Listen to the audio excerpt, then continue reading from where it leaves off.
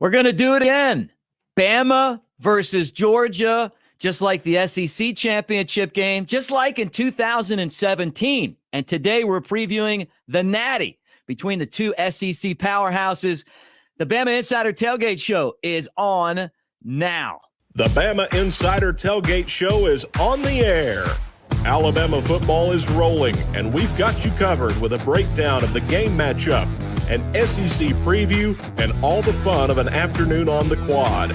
With Bama Insider Managing Editor Kyle Henderson, recruiting expert Andrew Bone, and former Crimson Tide Sports Network broadcaster and SEC Network play-by-play voice Mick Gillispie. The Bama Insider Tailgate Show is presented by Yuengling Lager. Yuengling, America's oldest brewery and the only beer you need at a Bama tailgate party.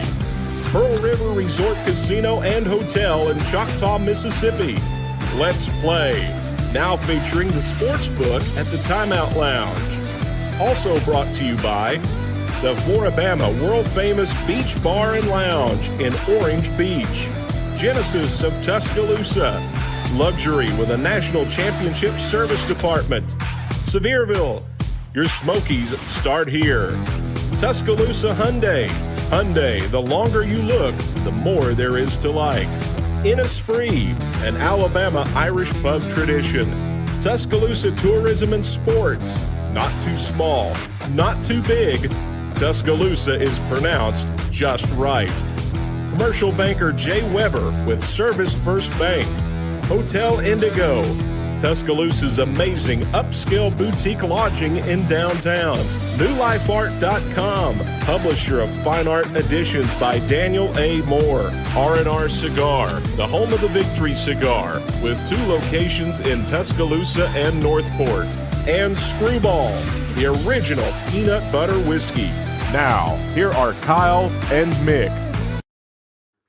What do you say, everybody? Welcome to the Bama Insider Tailgate Show. The show's presented by Yuengling Lager, America's oldest brewery. For the next 2 hours, we're going to preview number 1 Alabama against number 3 Georgia. That's taking place 7 o'clock at Lucas Oil Stadium, Indianapolis. It's the national championship game. On the show today, we got Anthony Dasher coming back from UGAsports.com. We talked to him before the SEC championship. We're going to do it again to preview the Dogs. We got Mike Johnson, the 2-time All-American in 2009, national champion at Alabama. We got Andrew Bone from BamaInsider.com, our recruiting expert to update everything recruiting. Jeff Cameron from the College Sportsbook, my partner. We've picked all the games. We crown a champion today in the Skins game of picking the odds. And we've got my main man, Ben George, former co-host and longtime partner. I'm Mick Gillispie. It's time for the college football playoff. Number 1, Alabama. Number 3, Georgia. 13-1 versus 13-1. But first, welcome back to the show, Ben. Yeah, listening to that lineup, it's like I'm like that little appetizer at the wedding reception, and they got that tray they're walking around. It's like a little nibble right before you get like the main course and the drinks and the dancing and stuff. But hey, I'll take it.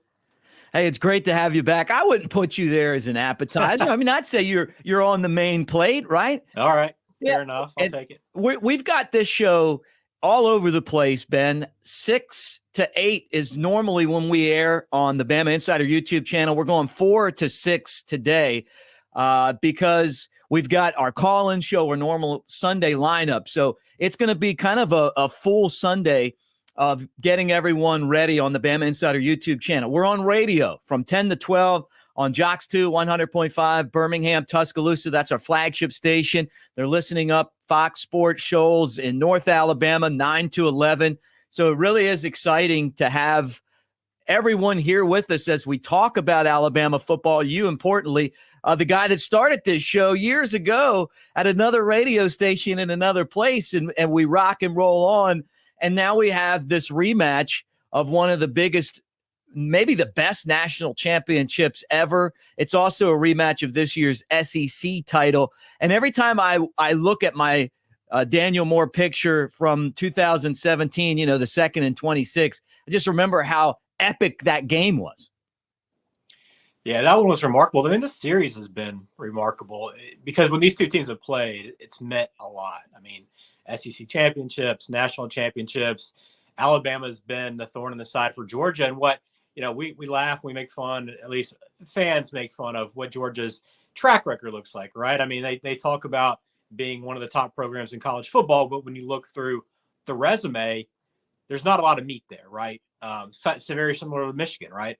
Wins a lot of games, but not a lot of hardware. Well, this Georgia program would have won a few more rings, trophies, something else if Alabama wasn't in the way, which you can say for a lot of programs in college football right now, but Georgia especially because they have kind of asserted themselves and moved up to that kind of 2-3 line right there with Clemson as being, the next team behind Alabama. And this is their chance now to kind of exercise those demons. And I think they're in a good spot, right? A rematch game. You have nothing to lose now. Before in that first game, it was, hey, all the pressure's on us. We are the better team. The defense has been really impenetrable all season long. And now we get blown out by Alabama. Now odds makers still think they're the favorite, but I don't know how many other people believe that Georgia is the team to beat here rather than Alabama.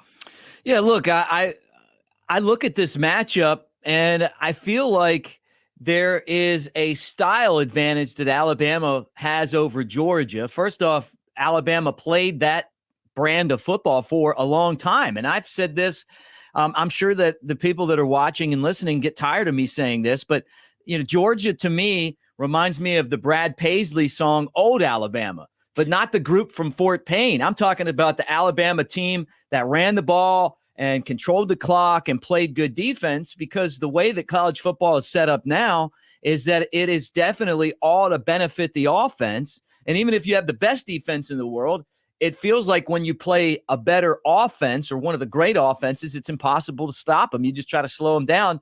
I don't know that Georgia's offense is built the same way. It's not. And that has been a benefit for Alabama because you have to score points in order to beat Alabama now. It wasn't always that way, to your point, but you have to score now because, Alabama is, I guess, inconsistent as they've been offensively in periods this year, still scores 20, 30, 40 points with regularity, even against the top defenses in which they played two of the top defenses in the country the last 2 weeks and still moved the ball with relative ease. But I think with that game plan, I think you have to take more chances. I don't know if Bennett's a guy that can necessarily execute and deliver on that, but you have to take more chances, or you have to completely stick to that game plan and try to milk as much clock as possible. Almost like, what Notre Dame did last year, where they didn't have the weapons defensively to slow down that Alabama offense, but they were like, hey, we're going to stick to the ground. We're going to try to grind out 6-7 minutes on a drive. And then when Alabama gets the ball, make them have to score because they're not going to have a lot of possessions. If Georgia can do something like that, maybe they have more of a chance. But I agree, the style matchup is in Alabama's favor, I think, still, because you have to score points. And I don't know that I have the faith in Bennett. You can say what you want. He's had a heck of a career. He's a very good player. He thinks he's as good as anybody out there, and he's shown to be very good. But I just don't think when he's had to elevate his game in these spots that he's been able to do it. Ben, are you scared of the bogeyman, or is that what they call you out on the golf course? Well, I'm happy being the bogeyman on the golf course. I like to get on the par train occasionally. But listen, I think Nick Saban's the bogeyman, right? I mean, bogeyman, however you want to pronounce it, Mick. But he's the bogeyman for all of college football. I mean, he's the guy that you stay up late at night worrying about. And how long is he going to even be in the game, right? Do I have to worry about him for 2 more years or 10 more years? Nobody knows. But he's the bogeyman right now. And I know he's got to be the bogeyman in that Georgia office when these coaches are getting together. I prefer to use the term boogeyman. I mean, like he was the guy that you looked for in the closet or he was under your bed. But of course, that was a reference to a question that Kirby Smart answered in the press conference that took place last Monday. Let's get into the impact of this game on both teams, Georgia first, then Alabama, and then throw it to the entirety of college football. Well, I kind of touched on it to start the show, but for Georgia, I think it's a huge game, right? I mean, this is the chance to finally win a championship. And the SEC championship opportunity now gone. But this is still a bigger one. And everything that they've worked for is still on the table, right? I mean, sure, you want the perfect undefeated season. You got a chance to knock off Nick Saban, but what? You're right here, same spot with a chance to win it all. And it would be, you forget all about the SEC championship game if you win this game. I don't know that it affects them long term, but at some point, right, for Kirby and this, this entire fan base, it's just going to be like, what's it going to take? What's the move? And maybe Kirby's smart enough this offseason to go get someone like a Lane Kiffin for offensive coordinator, right, that completely changes the system at that school.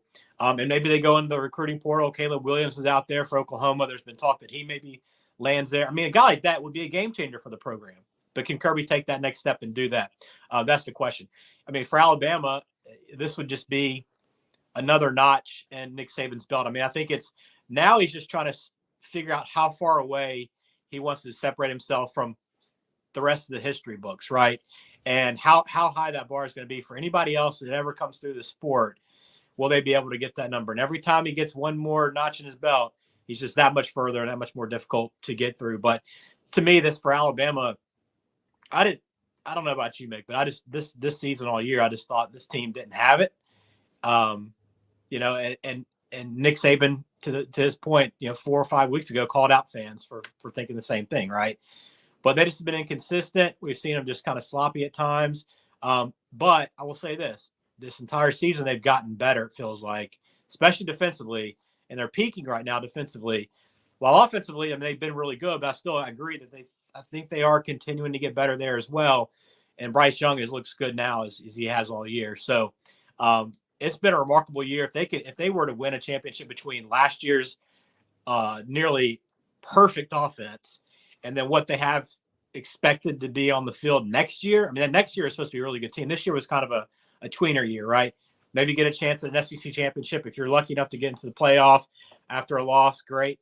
But now they're on the verge of winning a championship. And if they do win, I think this is their legitimate chance to get a three-peat, which, again, would be more history. Yeah, look, I thought of you this entire year when we followed the team that lost to Ohio State the year Blake Sims was quarterback at Alabama, and thought that this team kind of reminded me of them. And then all of a sudden, they just figured it all out. And they're obviously a lot different than that team because they're playing for a title. And, of course, Blake Sims and company lost in the first round, but went on to win the championship the next year. We're going to talk more Alabama and Georgia when we come back. Let me remind you, though, that the Bama Insider Tailgate Show is brought to you by Pearl River Resort in Casino in Choctaw. Now's a great time to make your picks count at the sports book at the Timeout Lounge. We're going to talk Alabama and Georgia with Ben George right after this. Yingling Traditional Lager, the beer for drinkers who know how to soar higher and spread their wings. So prepare yourself for takeoff and let your night take flight. Liftoff. When your lips meet that cold, crisp amber lager, there's no looking back. So go for glory. Tonight's about the lager, and this lager is all about soaring higher. Yingling Traditional Lager. Spread your wings. DJ Yingling & Son, Pottsville, Pennsylvania. Please drink responsibly. Thinking about trading or selling your current vehicle? Make sure you get more. Barry Buckner for Tuscaloosa Hyundai. It's been an amazing year, and to keep it going, we need your car. We'll buy your car even if you don't buy one of ours, and we'll pay you more for it. Trading or selling at Tuscaloosa Hyundai, get more. Corner of Skyland and Hargrove.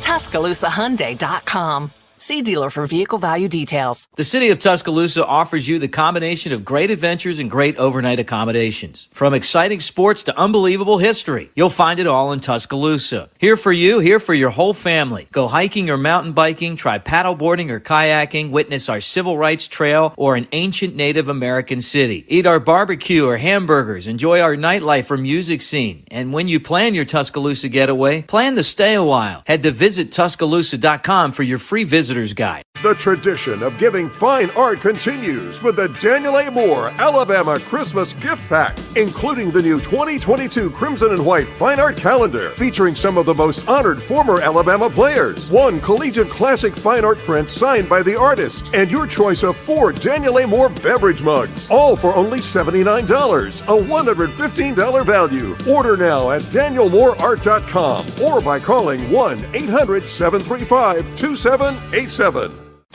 Barry Buckner for Genesis of Tuscaloosa. You heard it said, affordable luxury. But when it comes to affordable service, every new Genesis we sell comes with 3-year, 36,000-mile complimentary service. If you want to pay more, that's your business. If you want to save, that's our business. GenesisofTuscaloosa.com. Ownership limitations may apply. See your retailer for details. Genesis reserves the right to change program without notice. Exclusions may apply. Game day will never be the same because Pearl River Resort is introducing all new ways to win with Sportsbook at Golden Moon Casino. This is your ticket to Vegas-style sports betting, and it's game time. Place your bets on dozens of high-impact sports matchups anytime at the Timeout Lounge.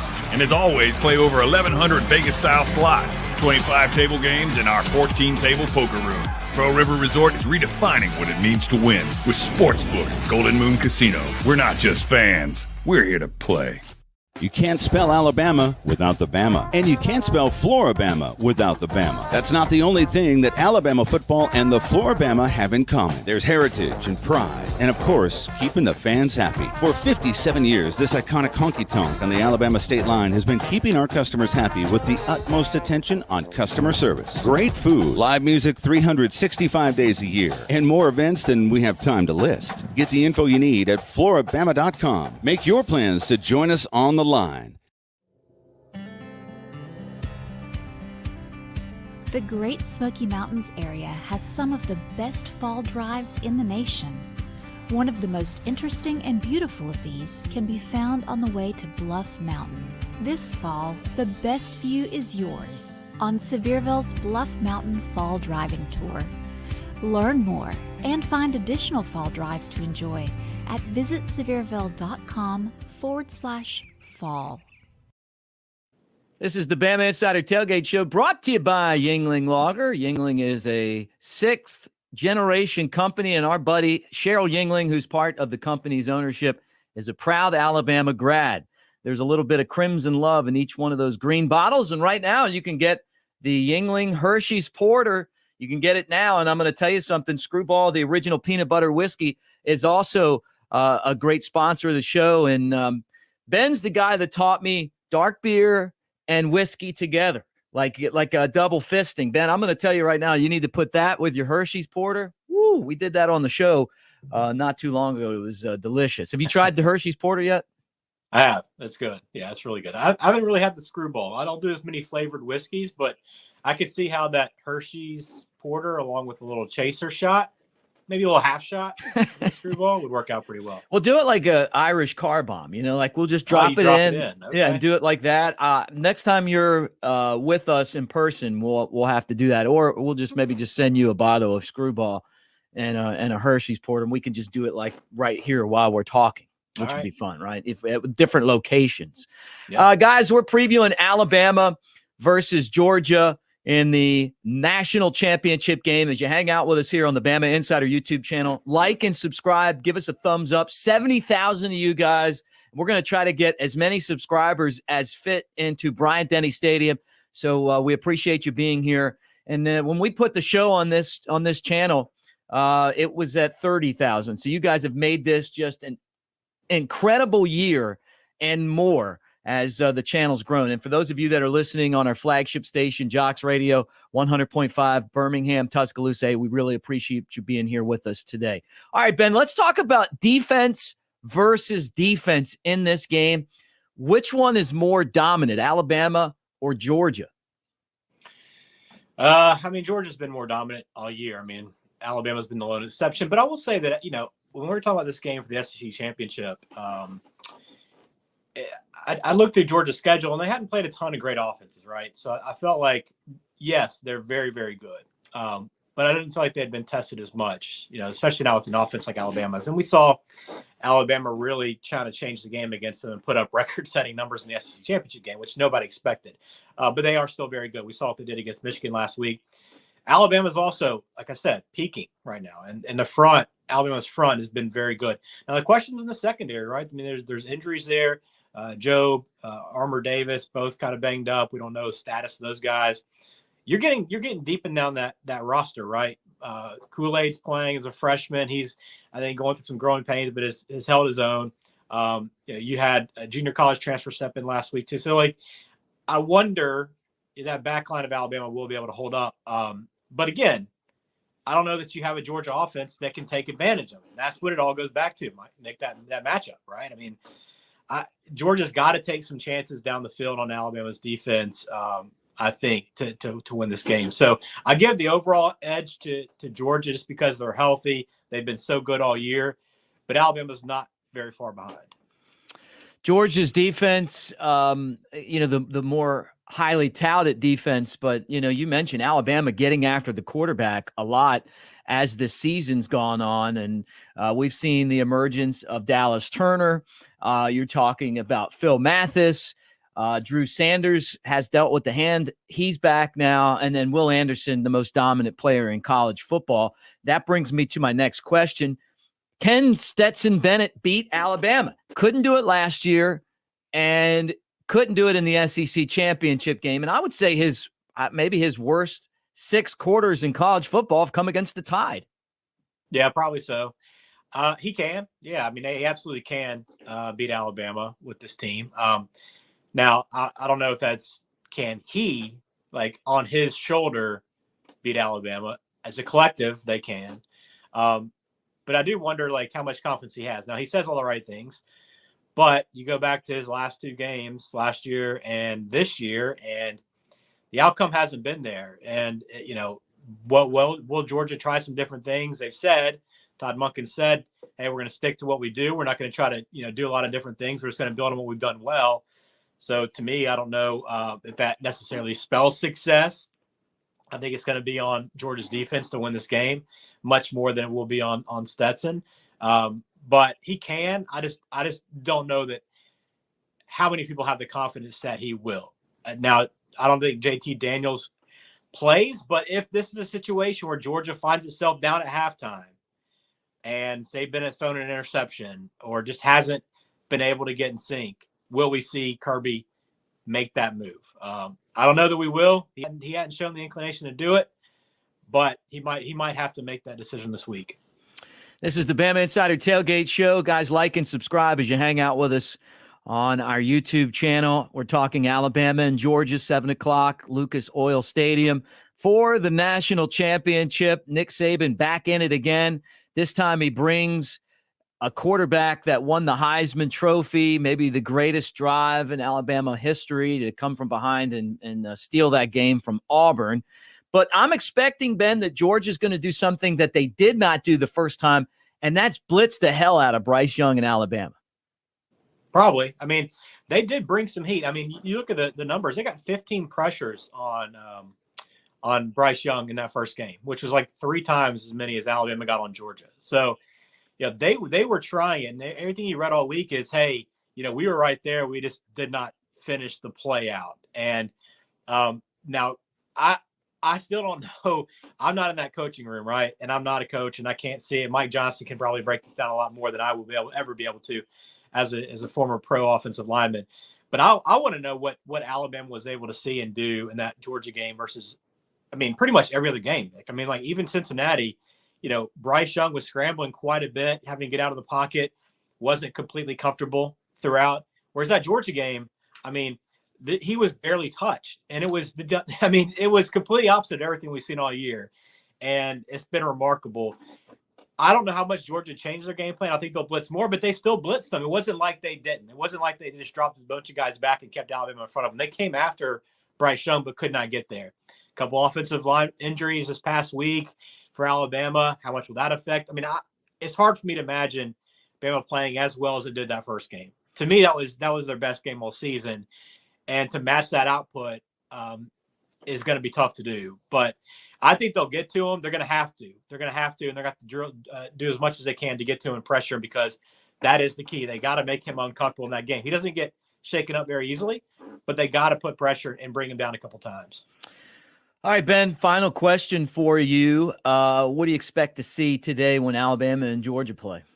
I mean, Mick, this team all year has like baffled me. Like every time I felt like I've locked in week to week, I still do a gambling show and I'll talk all the Alabama game and kind of break it down, looking at like the total team totals, props, and everything. And I always kind of handicap it as best I can, but I've been wrong a lot just in terms of how the game played out. Right.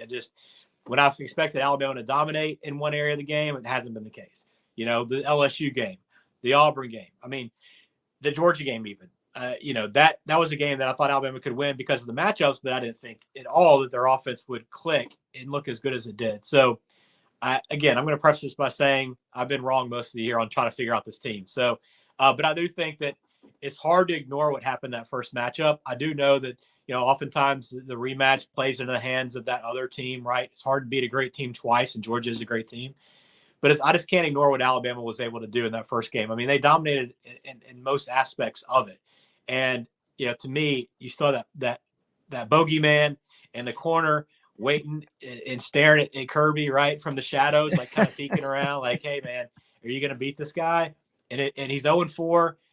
Georgia's lost 7 straight.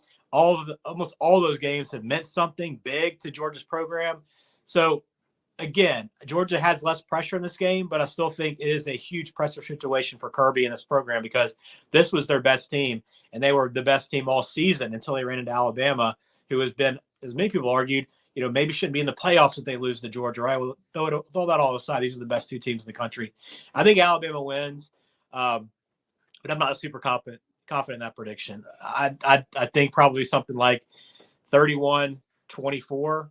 I mean, I think if they do win, they'll win by a touchdown or so, but they're an underdog, and the lines even moved more in Georgia's favor throughout the week. So it's a hard one to pick, Mick, but I'm gonna lean Alabama, but again, not completely confident in that. Always great to have you on the show that you started, Ben. I mean, I call Barron the Godfather, but you're the Godfather too, and it right really there. was. Yeah, you both, right? Godfathers, plural. But appreciate you being on, and we need to do more of this, and enjoy the national championship game. Yeah, you too. Enjoyed it. This is the Bama Insider Tailgate Show presented by Tuscaloosa Hyundai, the Elantra, the Sinatra, or an SUV like the Tucson. Tailgating doesn't get any better. When we come back, we're going to break down the Bulldogs with Anthony Dasher from UGAsports.com. Don't go anywhere. The Bama Insider Tailgate Show will be right back. Introducing Flight by Yingling, the next generation of light beer. For those who don't follow trends, but craft them. Flight by Yingling is 12 ounces of uncompromised refreshment from America's oldest brewery. With only 2.6 grams of carbs and 95 calories, this is premium refreshment 6 generations in the making. Don't just raise a glass, raise the bar. Flight by Yingling. Now available wherever beer is sold. PG Yingling & Son Incorporated. Pottsville, Pennsylvania. Please enjoy responsibly. Thinking about trading or selling your current vehicle? Make sure you get more. Barry Buckner for Tuscaloosa Hyundai. It's been an amazing year, and to keep it going, we need your car. We'll buy your car even if you don't buy one of ours, and we'll pay you more for it. Trading or selling? At Tuscaloosa Hyundai, get more. Corner of Skyland and Hargrove. TuscaloosaHyundai.com. See dealer for vehicle value details. R&R Cigars invites you to the Cigar Mansion in downtown Tuscaloosa, or the newest location in Northport in the Winn-Dixie Shopping Center. Now 2 awesome locations serving Tuscaloosa and Northport. The best cigar selection and bourbon in the Southeast awaits you. R&R Cigar is your home for all sports. Outsource your man cave to R&R. Get a cigar in Yingling for $10 when you tell them Mick sent you. 2703 6th Street, downtown Tuscaloosa, near Home 2 Suites, or Northport, next to Winn-Dixie. TheCigarMansion.com. Do you consider yourself a black sheep, misfit, or screwball? If so, we've got the perfect drink for you. Screwball Peanut Butter Whiskey. Screwball combines two of America's favorite, peanut butter and whiskey. Enjoy it neat, on the rocks, or in your favorite cocktail. Screwball, the original most awarded peanut butter whiskey, is now available near you. Go to screwballwhiskey.com for more information. Enjoy responsibly. Advertisement by Screwball Spirits, LLC, San Diego, California. Whiskey with natural flavors, 35% alcohol by volume. Barry Buckner for Genesis of Tuscaloosa. You heard it said, affordable luxury. But when it comes to affordable service, every new Genesis we sell comes with 3-year, 36,000-mile complimentary service. If you want to pay more, that's your business. If you want to save, that's our business. GenesisofTuscaloosa.com.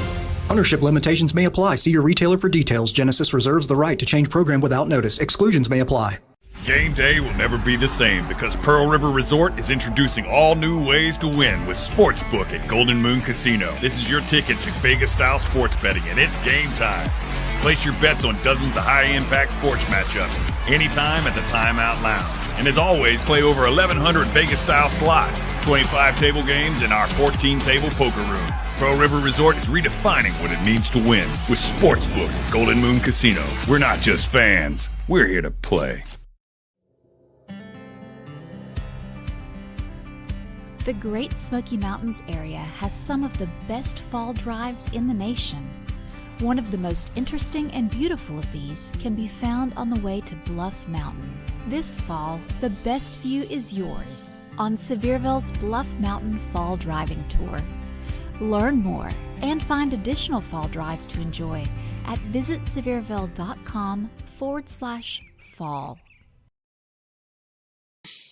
Welcome back on the Bama Insider Tailgate Show, getting you ready for Alabama against Georgia, National Championship game, 7 o'clock kickoff Central Time, Lucas Oil Stadium, Indianapolis, a rematch of the SEC title game.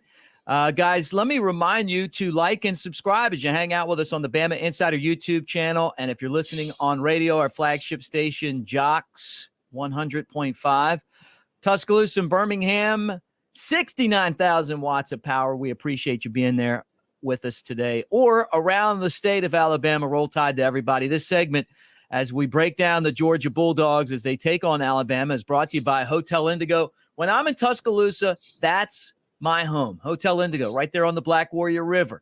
You're talking about walking distance to campus, to Bryant-Denny Stadium. Maybe you want to go to a basketball game. Maybe you want to go downtown. Maybe you want to go sightseeing. You want to check out all the great things that Tuscaloosa has to offer. The Civil Rights Trail, anything that you're doing in Tuscaloosa, this is a great place to stay and do it. And don't forget, when you're there, swing upstairs to the hotel rooftop bar. It's fantastic.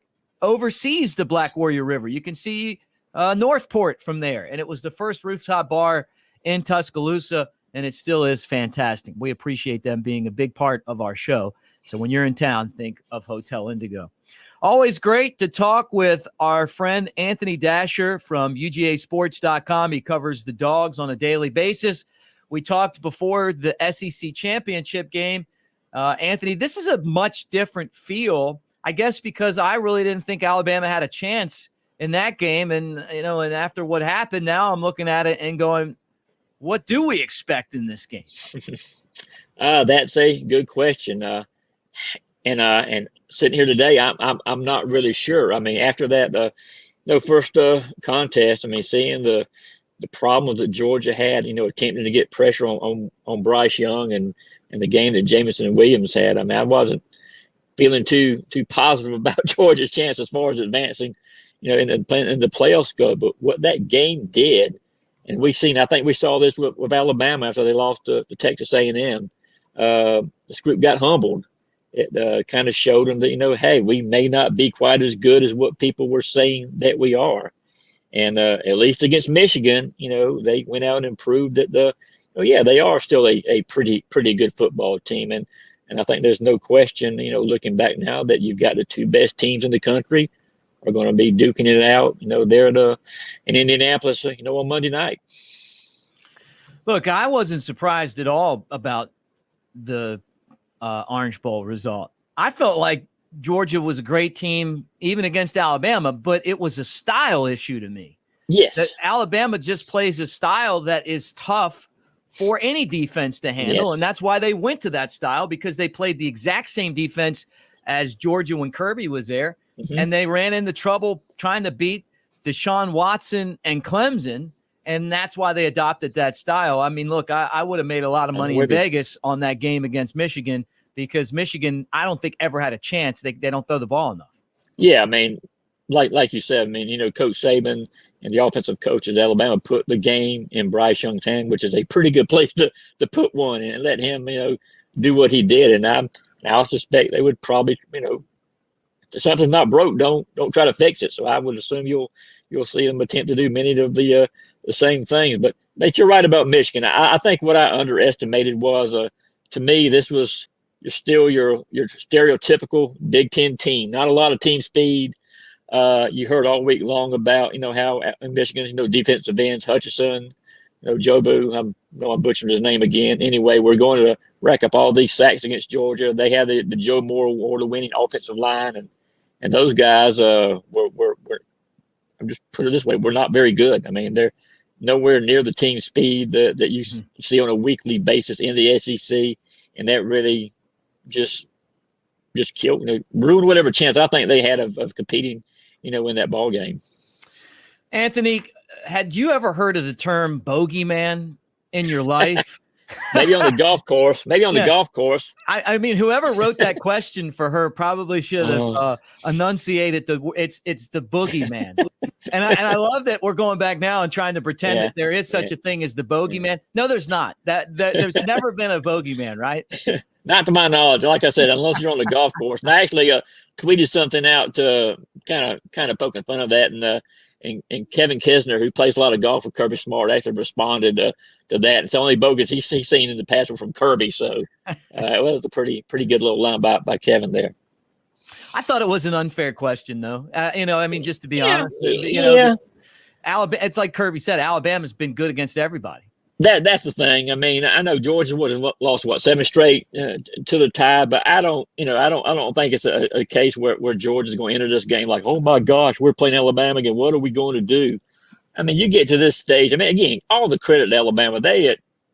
What Nick Saban has done, I can't even put into words just how impressive, you know, it's been. But if you're Georgia, you think you've got a chance to win a national championship, the last thing you're going to do is go into a game scared, or like just trembling at the thought of, you know, I'm not sure how we're going to, you know, make this happen. You go into the game, you execute, you try to eliminate turnovers, which you have to do in a contest of this magnitude, and just play your best football and see what happens. And I think that's what this team is going to attempt to, you know, to do Monday night. How healthy is Georgia, and are there any concerns as far as Georgia's depth because of injuries? I think they're pretty healthy. I know, you know, Brock Bowers, he's been dealing with a little bit of a shoulder issue, kind of more or less of a stinger type situation. And in the you know, Orange Bowl in the fourth quarter, he got hit on the shoulder again, and coaches elected to hold him out. Coach Martin does not seem concerned whatsoever. I mean, and knowing Brock, as tough as he is, I mean, something like that is not going to affect him. I don't think any, you know, one iota for this ball game, and obviously he plays a huge part for whatever offensive success Georgia's going to have. And we saw what he did in Atlanta. I mean, Coach Saban had some very high, paid him a very high compliment. You know, called him one of the premier players in you know, college football. I know a lot of Georgia people saw that as maybe rat poison type of statement. But I seriously, I think you look what Brock has done in his first year. I mean, I think Coach Saban was really right on the ball, right on the mark with that one. But otherwise, yeah, I think they're in pretty good shape. Chris Smith, who you know, played safety in that first game, was still coming off a little bit of a knee injury. He's had a month to get better. George Pickens, who is someone I don't think we're really talking much about at all right now, we're just getting back and just played in a couple of games. You know, only a few snaps when Georgia and Alabama played that first time. He's now, you know, 5 weeks have gone by. He's that much more healthy and could play a very, you know, critical role, key role for Georgia as far as that passing game is concerned. Anthony Dasher from UGAsports.com on the Bama Insider Tailgate Show. Like and subscribe as you hang out with us, guys. And we appreciate all of you for being here as we talk Alabama and Georgia. 7 o'clock kickoff in the national championship game. What does Georgia have to do to win this game? First thing, and I've been saying this, since that first game, since we knew Georgia and Alabama were going to face off, they've got to get pressure on Bryce Young. I think it's as simple as that. I mean, no sacks that first game. I don't believe there was a tackle for loss. Georgia can't do that again. I mean, there's no way in the world that Georgia had even a chance of sniffing the victory if they cannot at least, create some kind of havoc for Bryce and not just have him sit around in the pocket and just pick and choose where he wants to throw the ball. I think it does help. I think to a certain extent that John Mechie is not available for this game. They can maybe focus more resources on Jameson Williams. That being said, I mean, Georgia did not have a clue about how to go about covering him that first game. And I know he remains a huge, huge concern, but I think it ultimately starts with Georgia getting pressure on Bryce. They've got to get some sacks, get him on the ground, because if they don't, it could be another long day. What do you think of the game plan the first time? It seemed like they put much pressure on him. I guess they did, but they didn't sack him. They didn't sack him. That's the thing. You've got to sack. You've got to get him on the ground. Auburn the week before had 7 sacks. I mean, Georgia did not get 1, and they didn't blitz a ton. They did some. They did have some stunts, some twists, some things of that nature. But I think Georgia had to take some chances. They've got to send 5, maybe 6 guys. They've got to do something different to kind of make that happen. And while that will, again, the more guys you send, the more one-on-one situations, you're going to give those talented wide receivers and tight ends to make plays. But again, if Georgia did not get Bryce Young on the ground, at least some, I don't think they can win the small game. Final question for you, Anthony. Georgia's the 3-point favorite going into this game. They were 7.5 last game. Yeah. What do you expect to see in this championship game?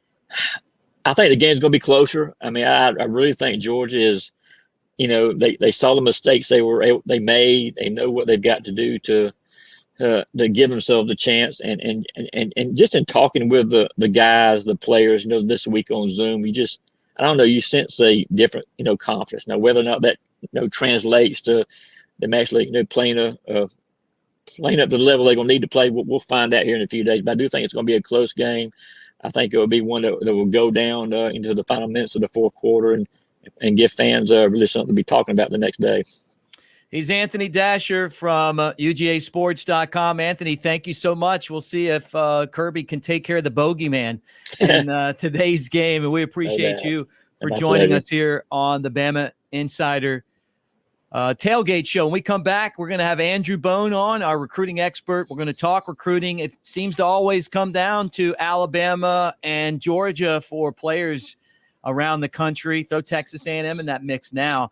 Now that NIL is a big part of the sport, we'll get the latest on recruiting when we come back, and we'll continue to preview Alabama and Georgia and that natty right here on the Bama Insider Tailgate Show coming up next. Yingling Traditional Lager, the beer for drinkers who know how to soar higher and spread their wings. So prepare yourself for takeoff and let your night take flight. Liftoff. When your lips meet that cold, crisp amber lager, there's no looking back. So go for glory. Tonight's about the lager, and this lager is all about soaring higher. Yingling Traditional Lager. Spread your wings. DJ Yingling and Son, Pottsville, Pennsylvania. Please drink responsibly. Thinking about trading or selling your current vehicle? Make sure you get more. Barry Buckner for Tuscaloosa Hyundai. It's been an amazing year, and to keep it going, we need your car. We'll buy your car even if you don't buy one of ours, and we'll pay you more for it. Trading or selling at Tuscaloosa Hyundai, get more. Corner of Skyland and Hargrove. TuscaloosaHyundai.com. See dealer for vehicle value details. The city of Tuscaloosa offers you the combination of great adventures and great overnight accommodations. From exciting sports to unbelievable history, you'll find it all in Tuscaloosa. Here for you, here for your whole family. Go hiking or mountain biking, try paddleboarding or kayaking, witness our civil rights trail or an ancient Native American city. Eat our barbecue or hamburgers, enjoy our nightlife or music scene. And when you plan your Tuscaloosa getaway, plan to stay a while. Head to visittuscaloosa.com for your free visitor Visitor's Guide. The tradition of giving fine art continues with the Daniel A. Moore Alabama Christmas Gift Pack, including the new 2022 Crimson and White Fine Art Calendar, featuring some of the most honored former Alabama players, one collegiate classic fine art print signed by the artist, and your choice of 4 Daniel A. Moore beverage mugs, all for only $79, a $115 value. Order now at danielmooreart.com or by calling 1-800-735-2787. Barry Buckner for Genesis of Tuscaloosa. You heard it said, affordable luxury. But when it comes to affordable service, every new Genesis we sell comes with 3-year, 36,000-mile complimentary service. If you want to pay more, that's your business. If you want to save, that's our business. GenesisofTuscaloosa.com. Ownership limitations may apply. See your retailer for details. Genesis reserves the right to change program without notice. Exclusions may apply. Game day will never be the same because Pearl River Resort is introducing all new ways to win with Sportsbook at Golden Moon Casino. This is your ticket to Vegas-style sports betting, and it's game time. Place your bets on dozens of high-impact sports matchups anytime at the Timeout Lounge. And as always, play over 1,100 Vegas-style slots, 25 table games, and our 14-table poker room. Pearl River Resort is redefining what it means to win with Sportsbook at Golden Moon Casino. We're not just fans. We're here to play. You can't spell Alabama without the Bama. And you can't spell Floribama without the Bama. That's not the only thing that Alabama football and the Floribama have in common. There's heritage and pride. And, of course, keeping the fans happy. For 57 years, this iconic honky-tonk on the Alabama state line has been keeping our customers happy with the utmost attention on customer service. Great food, live music 365 days a year, and more events than we have time to list. Get the info you need at floribama.com. Make your plans to join us on the line. The Great Smoky Mountains area has some of the best fall drives in the nation. One of the most interesting and beautiful of these can be found on the way to Bluff Mountain. This fall, the best view is yours on Sevierville's Bluff Mountain Fall Driving Tour. Learn more and find additional fall drives to enjoy at visitsevierville.com/fall.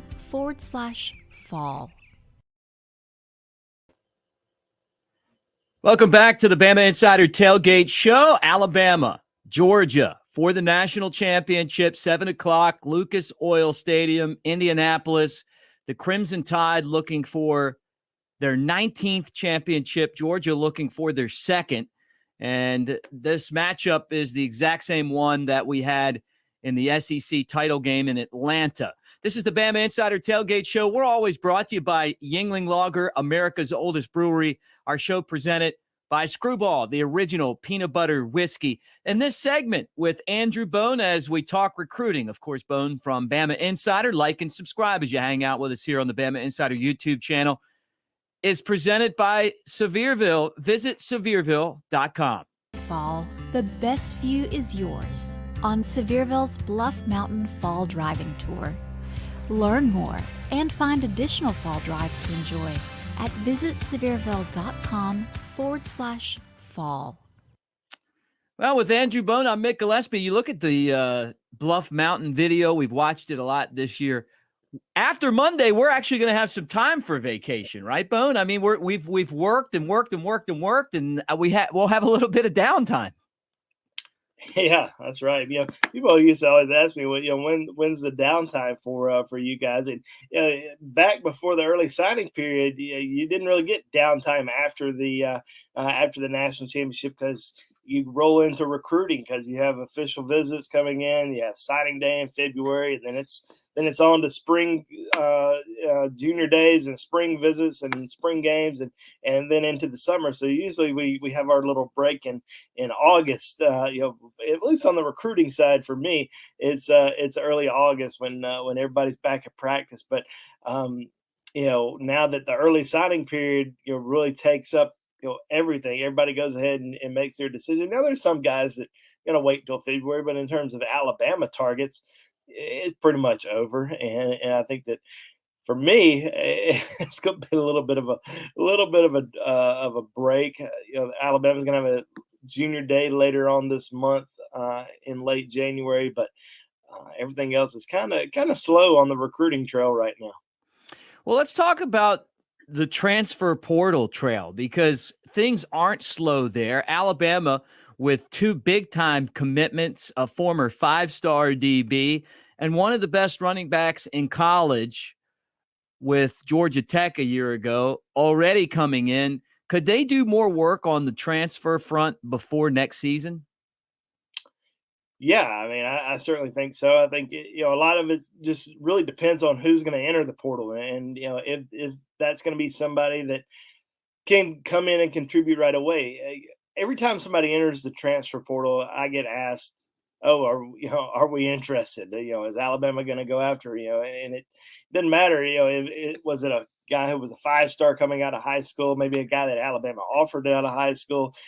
What you really have to think about is this a guy that can come in and contribute right away? Is he an impact player for your team next season? Alabama's not going to waste a scholarship offer on somebody that's going to be sitting on the bench. I mean, these scholarships for these transfers, there's got to be somebody that's going to come in and contribute and place a significant amount of time. I mean, you see the guys that have come in, the last few years, Landon Dickerson, Jake Coker, Jamison Williams, Henry To'oTo'o.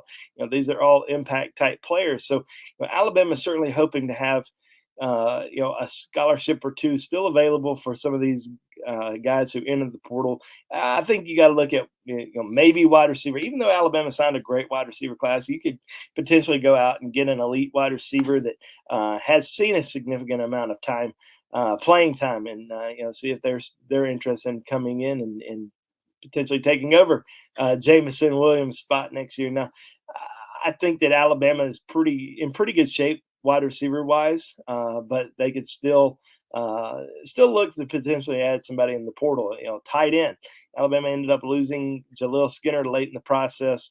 The last day of the early signing period, he flips his commitment to Miami from Alabama. So I don't think there's going to be anybody really in the high school ranks that Alabama's going to go after at the tight end position. So I think if there's somebody who's really good that might end up in the portal, that's somebody that, it might be somebody that they go after, but nobody really in there yet. And then offensive line, I think with Alabama only signing 3 offensive linemen, they could really potentially use another one. And I don't think it's going to be a high school guy. I think it's going to, if they get another offensive lineman, it would be somebody in the portal. But like I said, it has to be somebody that they feel can contribute. They don't want somebody that's going to be sitting the bench. So you got to kind of wait and see who's going to get in the portal and who they go after and who they're going to have a good chance. But great start already with Jahmyr Gibbs and Elias Ricks. But on the flip side of that, we're going to see some guys that are going to enter the portal from Alabama. I mean, there's no question about it. I think we're probably going to see it sooner rather than later, likely after the national championship game. I think that we're going to see several guys from Alabama enter the portal. And that's not guys who are major contributors or guys who Alabama has firm belief they're going to be major contributors here in the future in Tuscaloosa. These are probably more so guys that aren't playing right now. They're probably not going to be playing much here in the future in Tuscaloosa. So get in the portal, go somewhere that you can, make a contribution. So I don't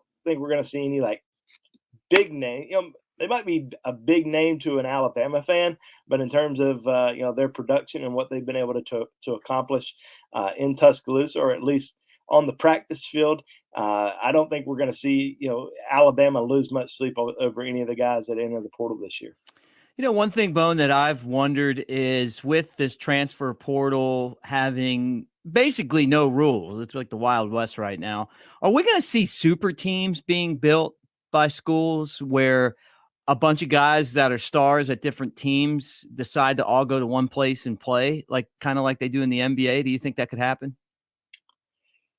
Yeah, it's going to be interesting to see, what ends up happening. Obviously, we saw Caleb Williams enter the transfer portal from Oklahoma a few days ago, and Mario Williams, who's a wide receiver, has come out and said that he wants to play alongside Caleb Williams, and he's in Oklahoma. He was at Oklahoma, so is he going to end up going to the same place that Caleb Williams goes? We don't know. I mean, there's so many high school kids, throughout the year that they always say, oh, I'm going to play with this guy or I'm going to play with that guy in college. We've already made a decision that, we're going to the same school. And, 95% of the time it doesn't happen. At the end of the day, kids make their own decisions and do what's best for them. I think that's probably still going to be the case in the transfer portal. I don't think we're going to see, super teams form from the transfer portal because you still have a set number of scholarships at each school. It's not like you can go and say, all right, well, here are the 10 best players in the transfer portal. Well, we have 10 scholarships. That's not going to be the case. There may be, 3 or 4 available scholarships that you can go after and, try to get the best players, but you're also trying to get the players that can contribute and, start right away for your program. And that may be, might be a quarterback. It might be a offensive lineman, could be a kicker, could be a punter. It doesn't necessarily have to be, a 5-star defensive back, even though Alabama got one of those this year in Elias Ricks. If they didn't have a need there, they might not have, offered that scholarship to Ricks at all. So it's got to be somebody that you need as a part of your team for next year that can make a big contribution, not necessarily somebody that is an elite football player that, could or could not, make a contribution in the following season. Before we run out of time, Bone, I want you to tell me a story of one recruit Alabama and Georgia fought over that went to Georgia that's contributing. And then I want you to flip the coin and do the same thing at Alabama. And I want you to do it within a minute and 30 seconds.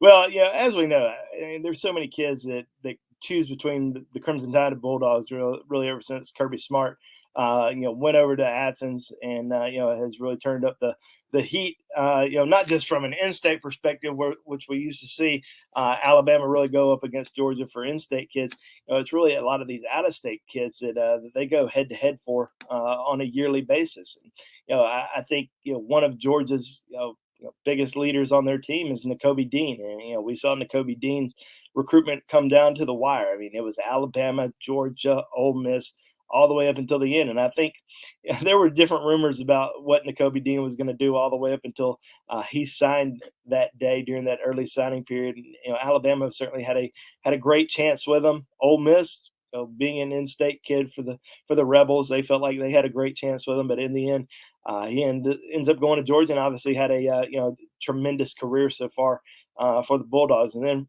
for Alabama, obviously there's several guys, but I think Dallas Turner. I would say Evan Neal, but Evan Neal was one of those guys that was an Alabama lean kind of throughout the entire process, and Georgia kind of came in the mix late and almost stole him away from Alabama. But look at Dallas Turner, true freshman, having a tremendous impact year.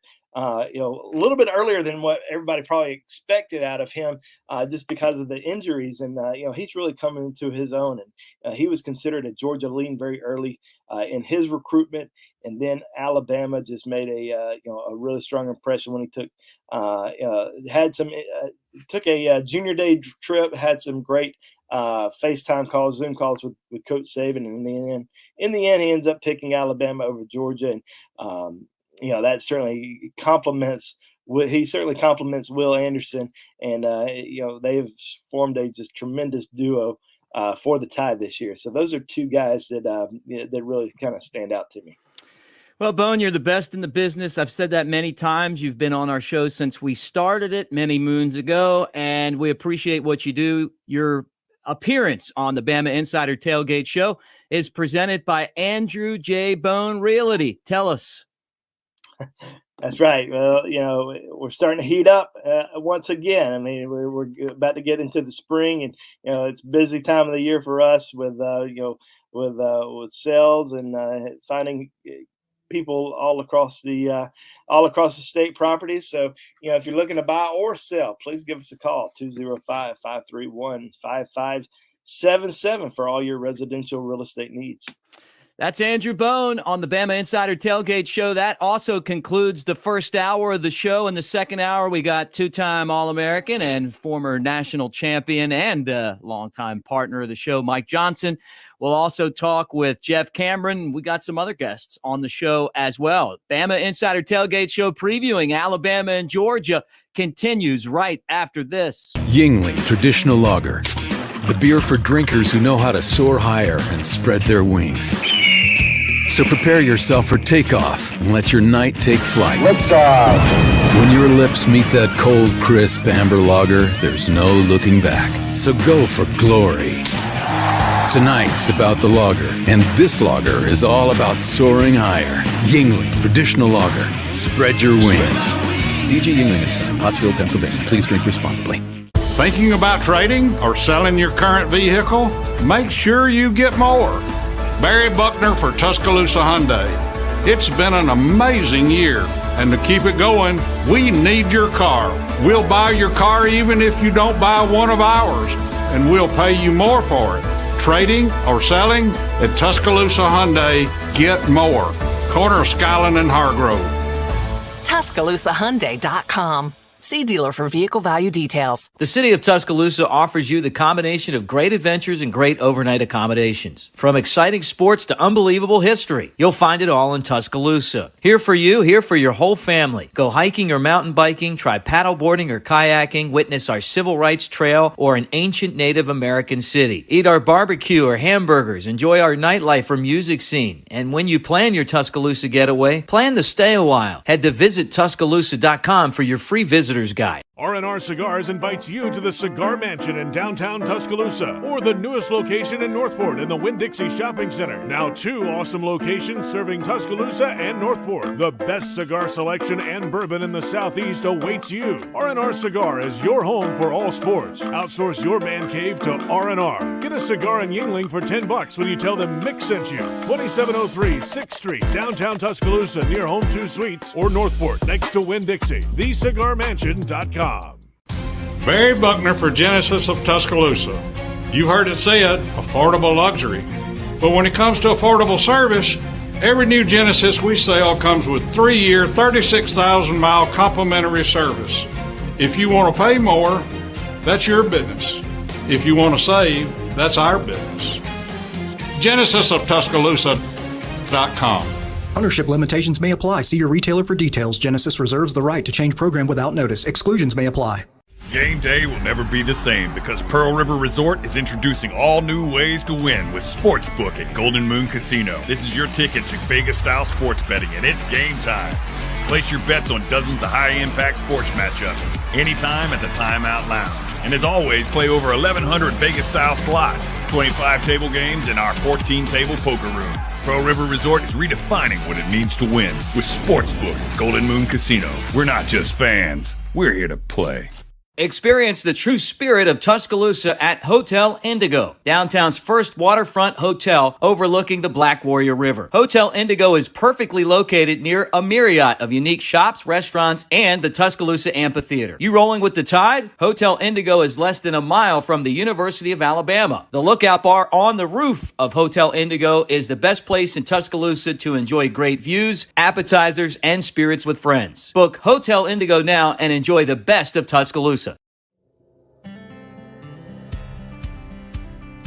The Great Smoky Mountains area has some of the best fall drives in the nation.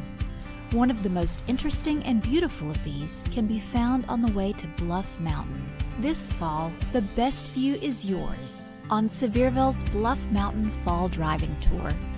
Learn more and find additional fall drives to enjoy at visitsevierville.com/fall.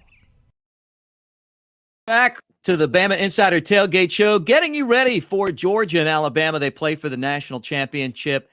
That is at Lucas Oil Stadium in Indianapolis. This segment is brought to you by Genesis of Tuscaloosa. Here's our friend Barry Buckner. Barry Buckner for Genesis of Tuscaloosa.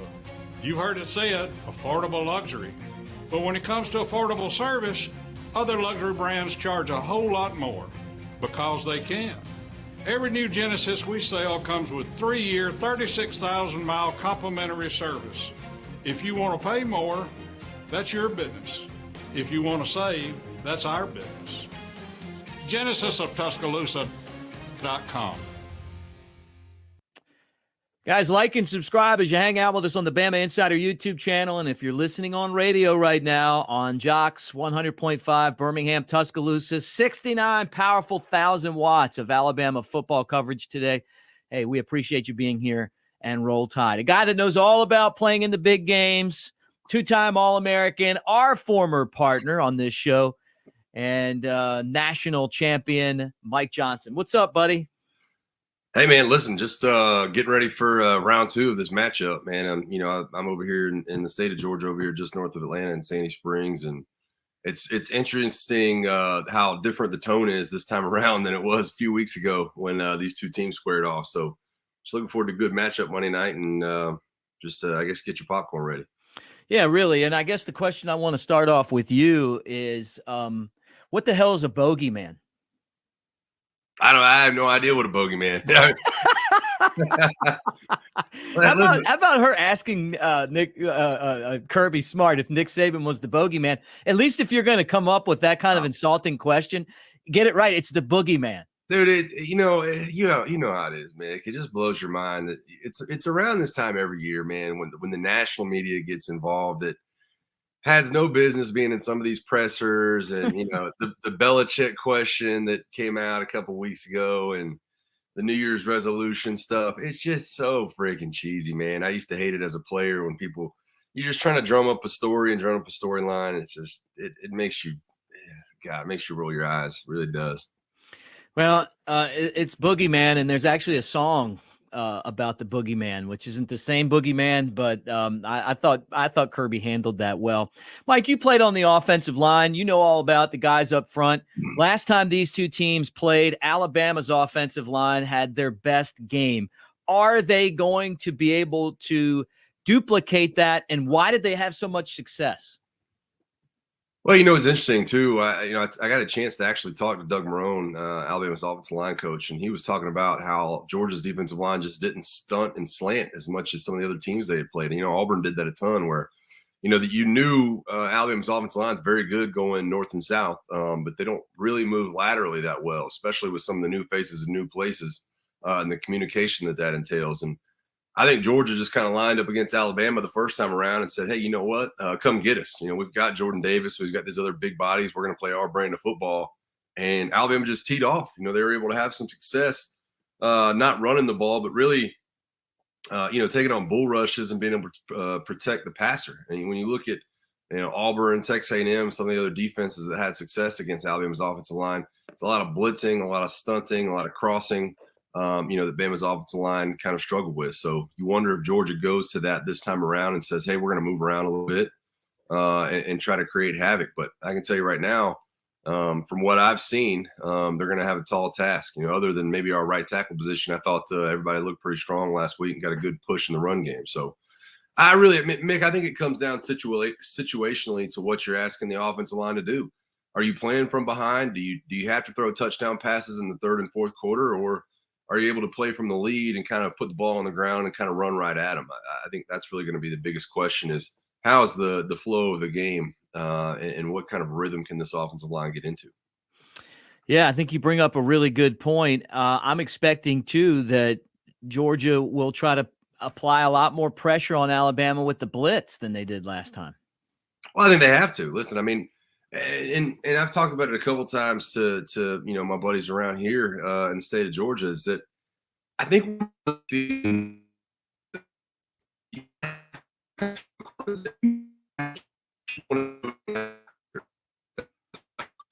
going to do this, we're going to do that, and if it's not something you've done all year, then if you're the number one team in the country and you're 12-0, why are you the one changing? So now I think you can make changes. I think this Georgia staff, the defensive staff, whoever it may look like, they've got new faces and new places, but whoever it is drawing up this defensive game plan. Now they can make the changes. Now they can say, well, this didn't work. Let's go do this. Let's go do that.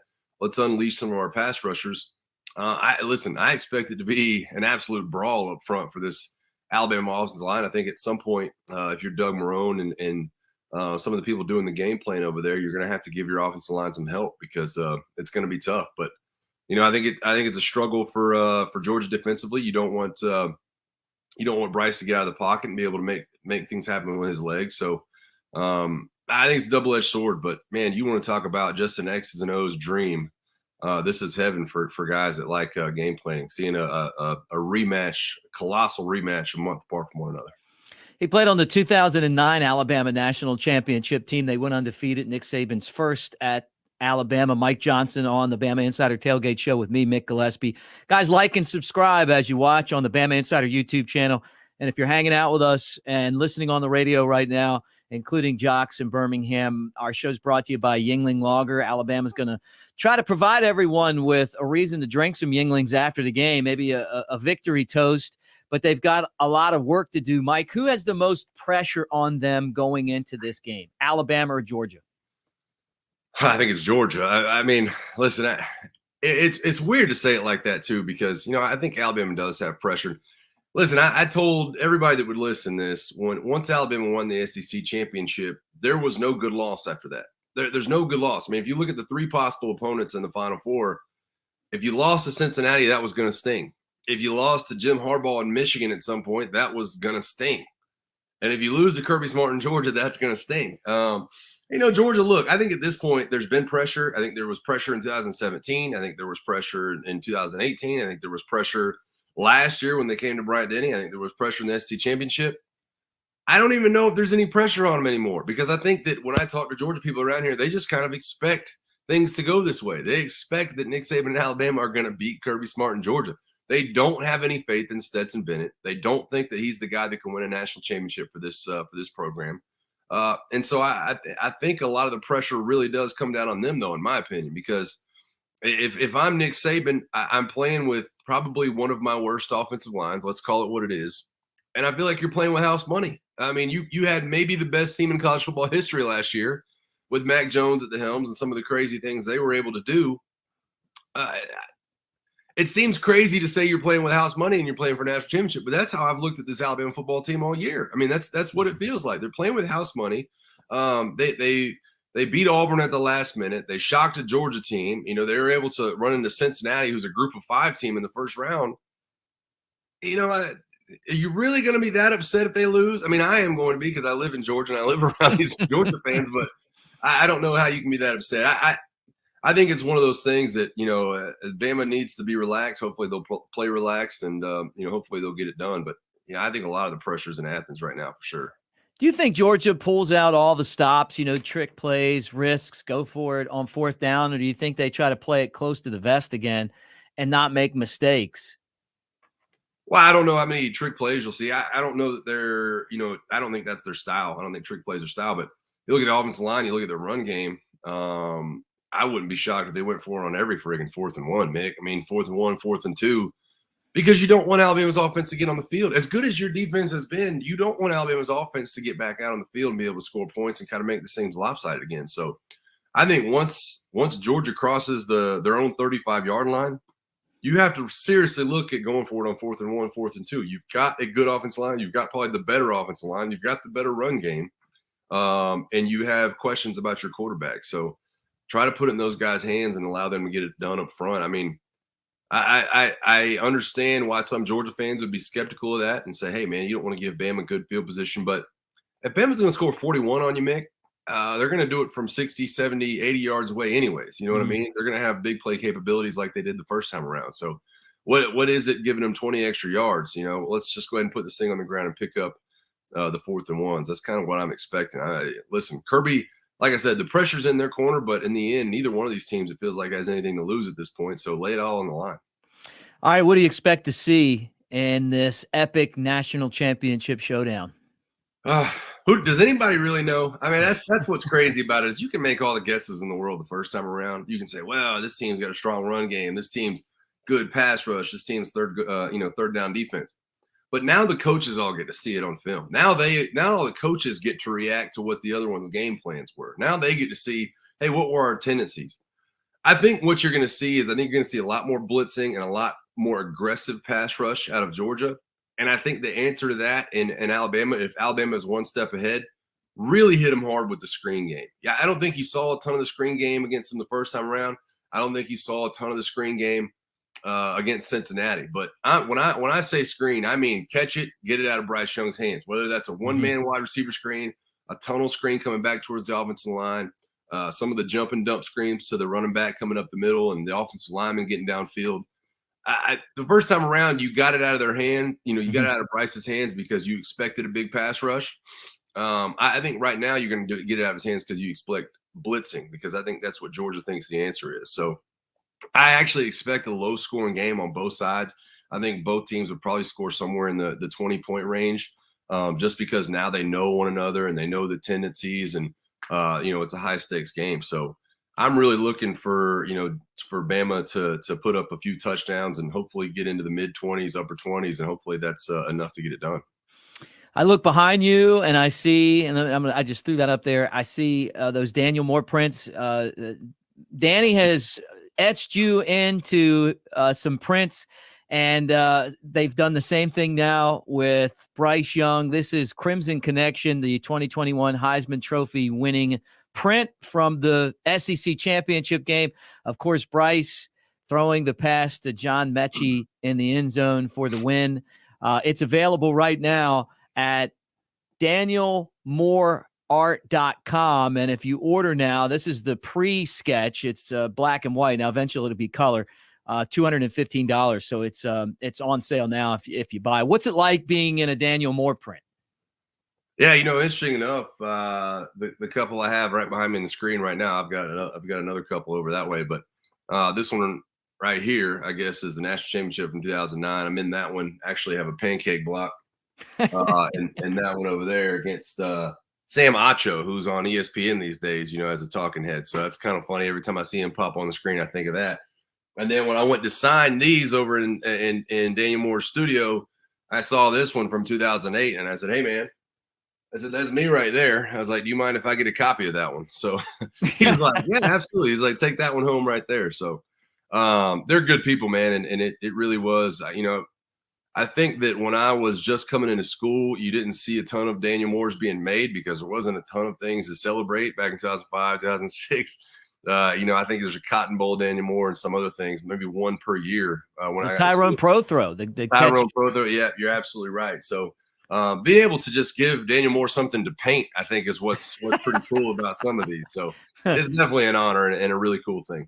Yeah, he's been about as busy as Alabama has been. They're winning, and then he's painting them winning. Mike, always great to see you. Happy New Year, and Roll Tide.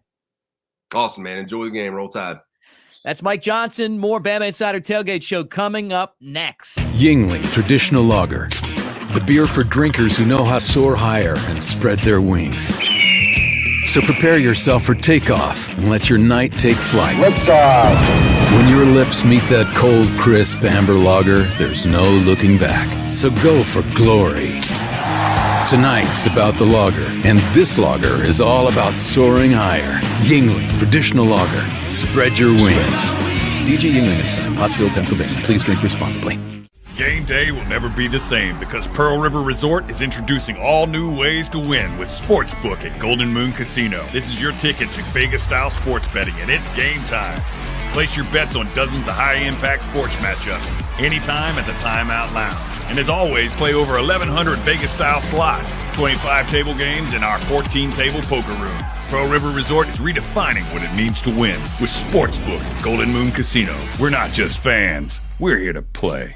R&R Cigars invites you to the Cigar Mansion in downtown Tuscaloosa, or the newest location in Northport in the Winn-Dixie Shopping Center. Now 2 awesome locations serving Tuscaloosa and Northport. The best cigar selection and bourbon in the Southeast awaits you. R&R Cigar is your home for all sports. Outsource your man cave to R&R. Get a cigar in Yingling for $10 when you tell them Mick sent you.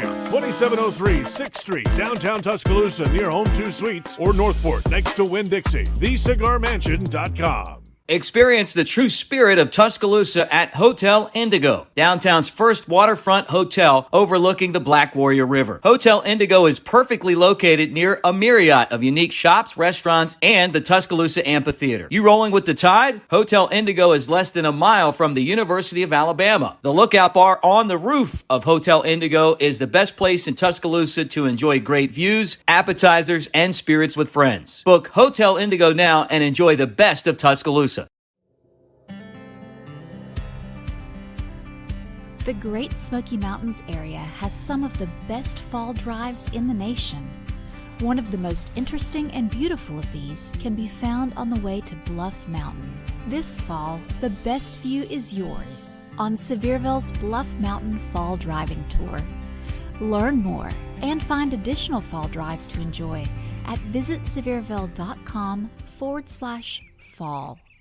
The world-famous Floribama has been serving up the good times and good music since 1964. And after 57 years, we're not even close to slowing down. There's live music 365 days a year and big events all year long, including the Frank Brown International Songwriters Festival. Mark your calendar and make plans to join us on the line November 4th through the 14th for a music lovers event like no other. You'll hear the stories behind the songs from the songwriters themselves. It's a full 10 days of incredible entertainment. Make plans to join us and get all the info online at frankbrownsongwriters.com.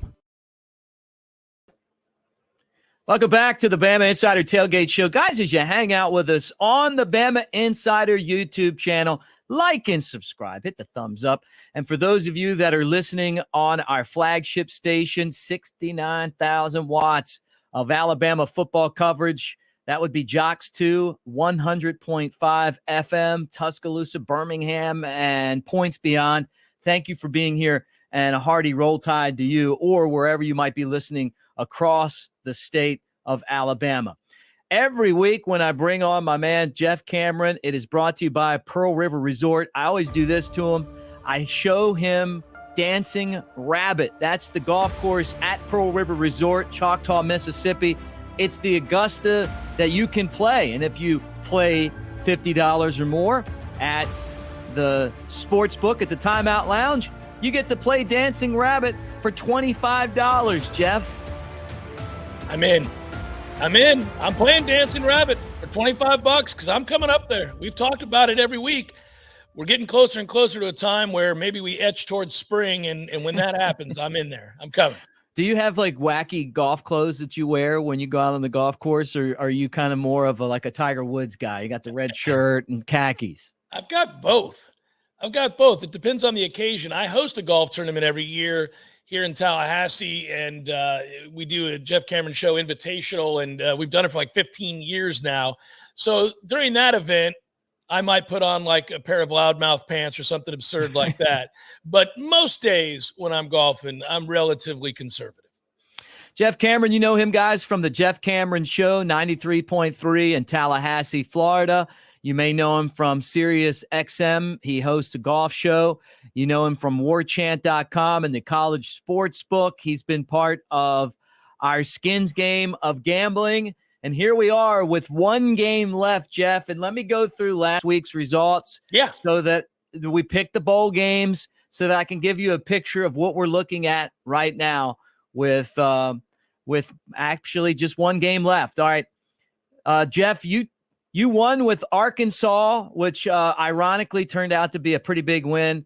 And Georgia lost with Ole Miss, Oklahoma State, Iowa, Notre Dame. I won with Kentucky and Oklahoma State, and Georgia lost with Ole Miss and Arkansas and Ohio State. So looking at the numbers right now, you're 29-30. That's a game better than me at 28-31. So you're right here with one game left to pick. You're right here. You're going to at least tie, right? You're at least going to tie. Yeah. Worst case scenario, I'm tied, which means we're going to have to pick NFL playoff games or something. We're going to have to do something. Well, the funny part is I tabulate the totals and I'm like, and I always forget, and then I write them down. And then before we talk, I go back and look and I'm like, you got to be kidding me. It's the stinking Arkansas game that got me again. It was the last game I looked at. I took Penn State. You took Arkansas. Arkansas won. And if I would have just taken Arkansas with you, then we'd be tied right now. Yeah, and I told you, I first guessed it. I said, there's my win. That's a guaranteed win. I'm really mad at Iowa. I have that game won. It's over, and they give up that last drive, and I get beat 20-17. That really angers me. This thing could be locked up. That beautiful belt could be around my waist right now. You could have already had to send it to I would have it behind me. We'd be doing this thing right now. It'd be a meaningless pick with the belt behind me. I think you're going to end up with it anyway. All right. Well, let's talk about this championship game. The fun part is, we do this, and then if it comes down to where you can make one more pick, you do it, right? And if not, then someone's champ, So it's been a lot of fun. This game between Alabama and Georgia, to me, is just so hard to handicap. Georgia's a 3-point favorite again, but I just saw Alabama kick the crap out of them by 17, 33 days ago. And you and I both got the Georgia game right against Michigan. We both thought that Georgia would not only win, we thought they'd cover comfortably. And we said that matchup was all wrong for Michigan. Yep. And that game really wasn't competitive. That's the best Georgia's looked all year. And they've looked good a lot. But that game especially, they looked very, very good. Mick, I agree with you. I have a tough time with this game because Alabama, who's great, isn't as great as they were when they beat Georgia the last time in the aforementioned 33 days ago because of injury. And we're talking about a significant injury at receiver, coupled with, which ironically was in the SEC championship game. Right. And then I think from there, real question marks about an offensive line that had question marks anyhow, and now is all banged up. But at the same time, how do you ever bet against Nick Saban and the magic that he has, the spell he has over everybody, getting the most out of them in ridiculous high leverage situations in games like this? It's hard to bet against Nick Saban, but I'm going to go ahead and give it away and tell you that I'm taking Georgia. Mm-hmm. Yeah, look. I am. Yeah, and I see this too. I mean, we've had 5 matchups in the history of college football where top 5 teams have played and then played again, right? Yep. And every single time, the team that lost the first time wins the second one. You know that. I mean, and I'm sure the one that sticks out to you was Bobby Bowden and Florida State against Steve Spurrier and Florida. Sure. Yeah, and by the way, that game in the modern era would never have happened. And don't think that Florida State fans don't remind Florida fans of that scenario was a gift from the gods and a flawed system. You can't lose the last game of the regular season, as Florida did, to Florida State and then turn around and get a rematch with them in the national title game. But they did. And obviously, I remember I was at that game. I walked out of the stadium and I said to my brother at the time, I don't know how we won that game, but we wouldn't win it if we played Florida 10 times. We wouldn't win it more than once. Florida was a lot better than Florida State that year. But the magic at Doak worked, and Spurrier's pig-headedness, he never won in Doak, not once in his career. And I think we felt very fortunate coming out of that stadium. But then the rematch happened, and Florida State got blown out. I thought they might. I don't see a blowout here. But I do think that Georgia's going to get their revenge. How do you see that happening? And then I'm going to tell you why I'm going the opposite direction. So this worked out really well. Yeah, no, I think it does work out really well. I'm legitimately picking Georgia in my private life too, not just for the fun of our show here. I do think Alabama's injuries are going to play a part in this game. Georgia has to have learned a significant lesson from the last go-around. And so from there, I think you'll see some adjustments from this defense that will limit somewhat of the offensive explosion we saw from Alabama last time. Where I think it's close and where Alabama could certainly win the game is that they could certainly stifle Georgia's offense. And we may end up seeing a very low-scoring game and get the game we kind of thought we might get the first go-around.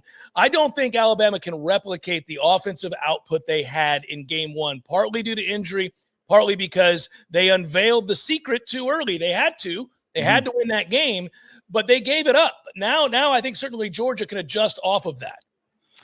Well, look, I thought Georgia was going to kill Michigan. I said that. You picked them, and then I said, no, not only do I pick them even more than you picked them, even though we both picked them, right? But I'm looking at the matchup, and I'm like, there's no way Michigan's going to run the ball on Georgia, and they can't throw the ball.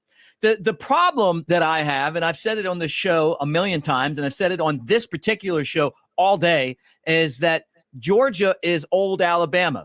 Brad Paisley singing old Alabama, the Fort Payne group, but it's really the old Alabama from Tuscaloosa where they have a great defense and then they try to control the clock and run the ball. Alabama's defense is just as good. They're just as good against the run. They can limit Georgia running, and that leads Stetson Bennett to have to throw the ball. We've seen this twice, and both times Stetson Bennett has thrown a bunch of interceptions in the game and has had a terrible second half when Alabama's adjusted. Alabama's going to get pressure on the quarterback. Georgia's going to get pressure. They're going to do a better job of getting after the quarterback this time. But I think of Alabama 2015, 2016 playing Clemson, and the way that Alabama had to change from the style that Georgia plays to the style that Clemson plays, because the way that the rules are set up, it benefits the offense. And Alabama's made that transition. It was a loss of styles for me that Georgia had against Alabama, not players, because Georgia has just as good or better players than Alabama or anybody in the country. I mean, they've got a whole team of 5 stars. They've got a great coach in Kirby. They do all these things. But the problem is when they get behind, they're like a turtle on their back. They just can't get back up, right? They can't score fast enough.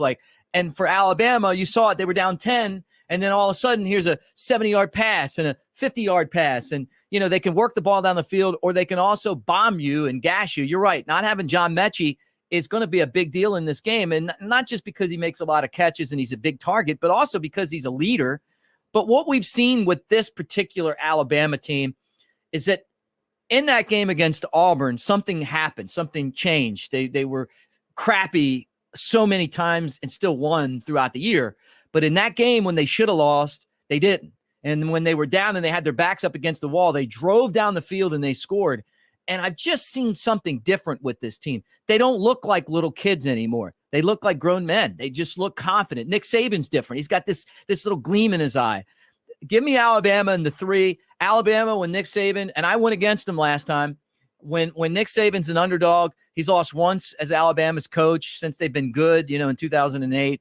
And they've been underdog to Georgia a lot, and they've won 7 straight against them. I think you're right about one thing. I think that it will be closer, but I feel like if Georgia falls behind in this game, they're in big trouble.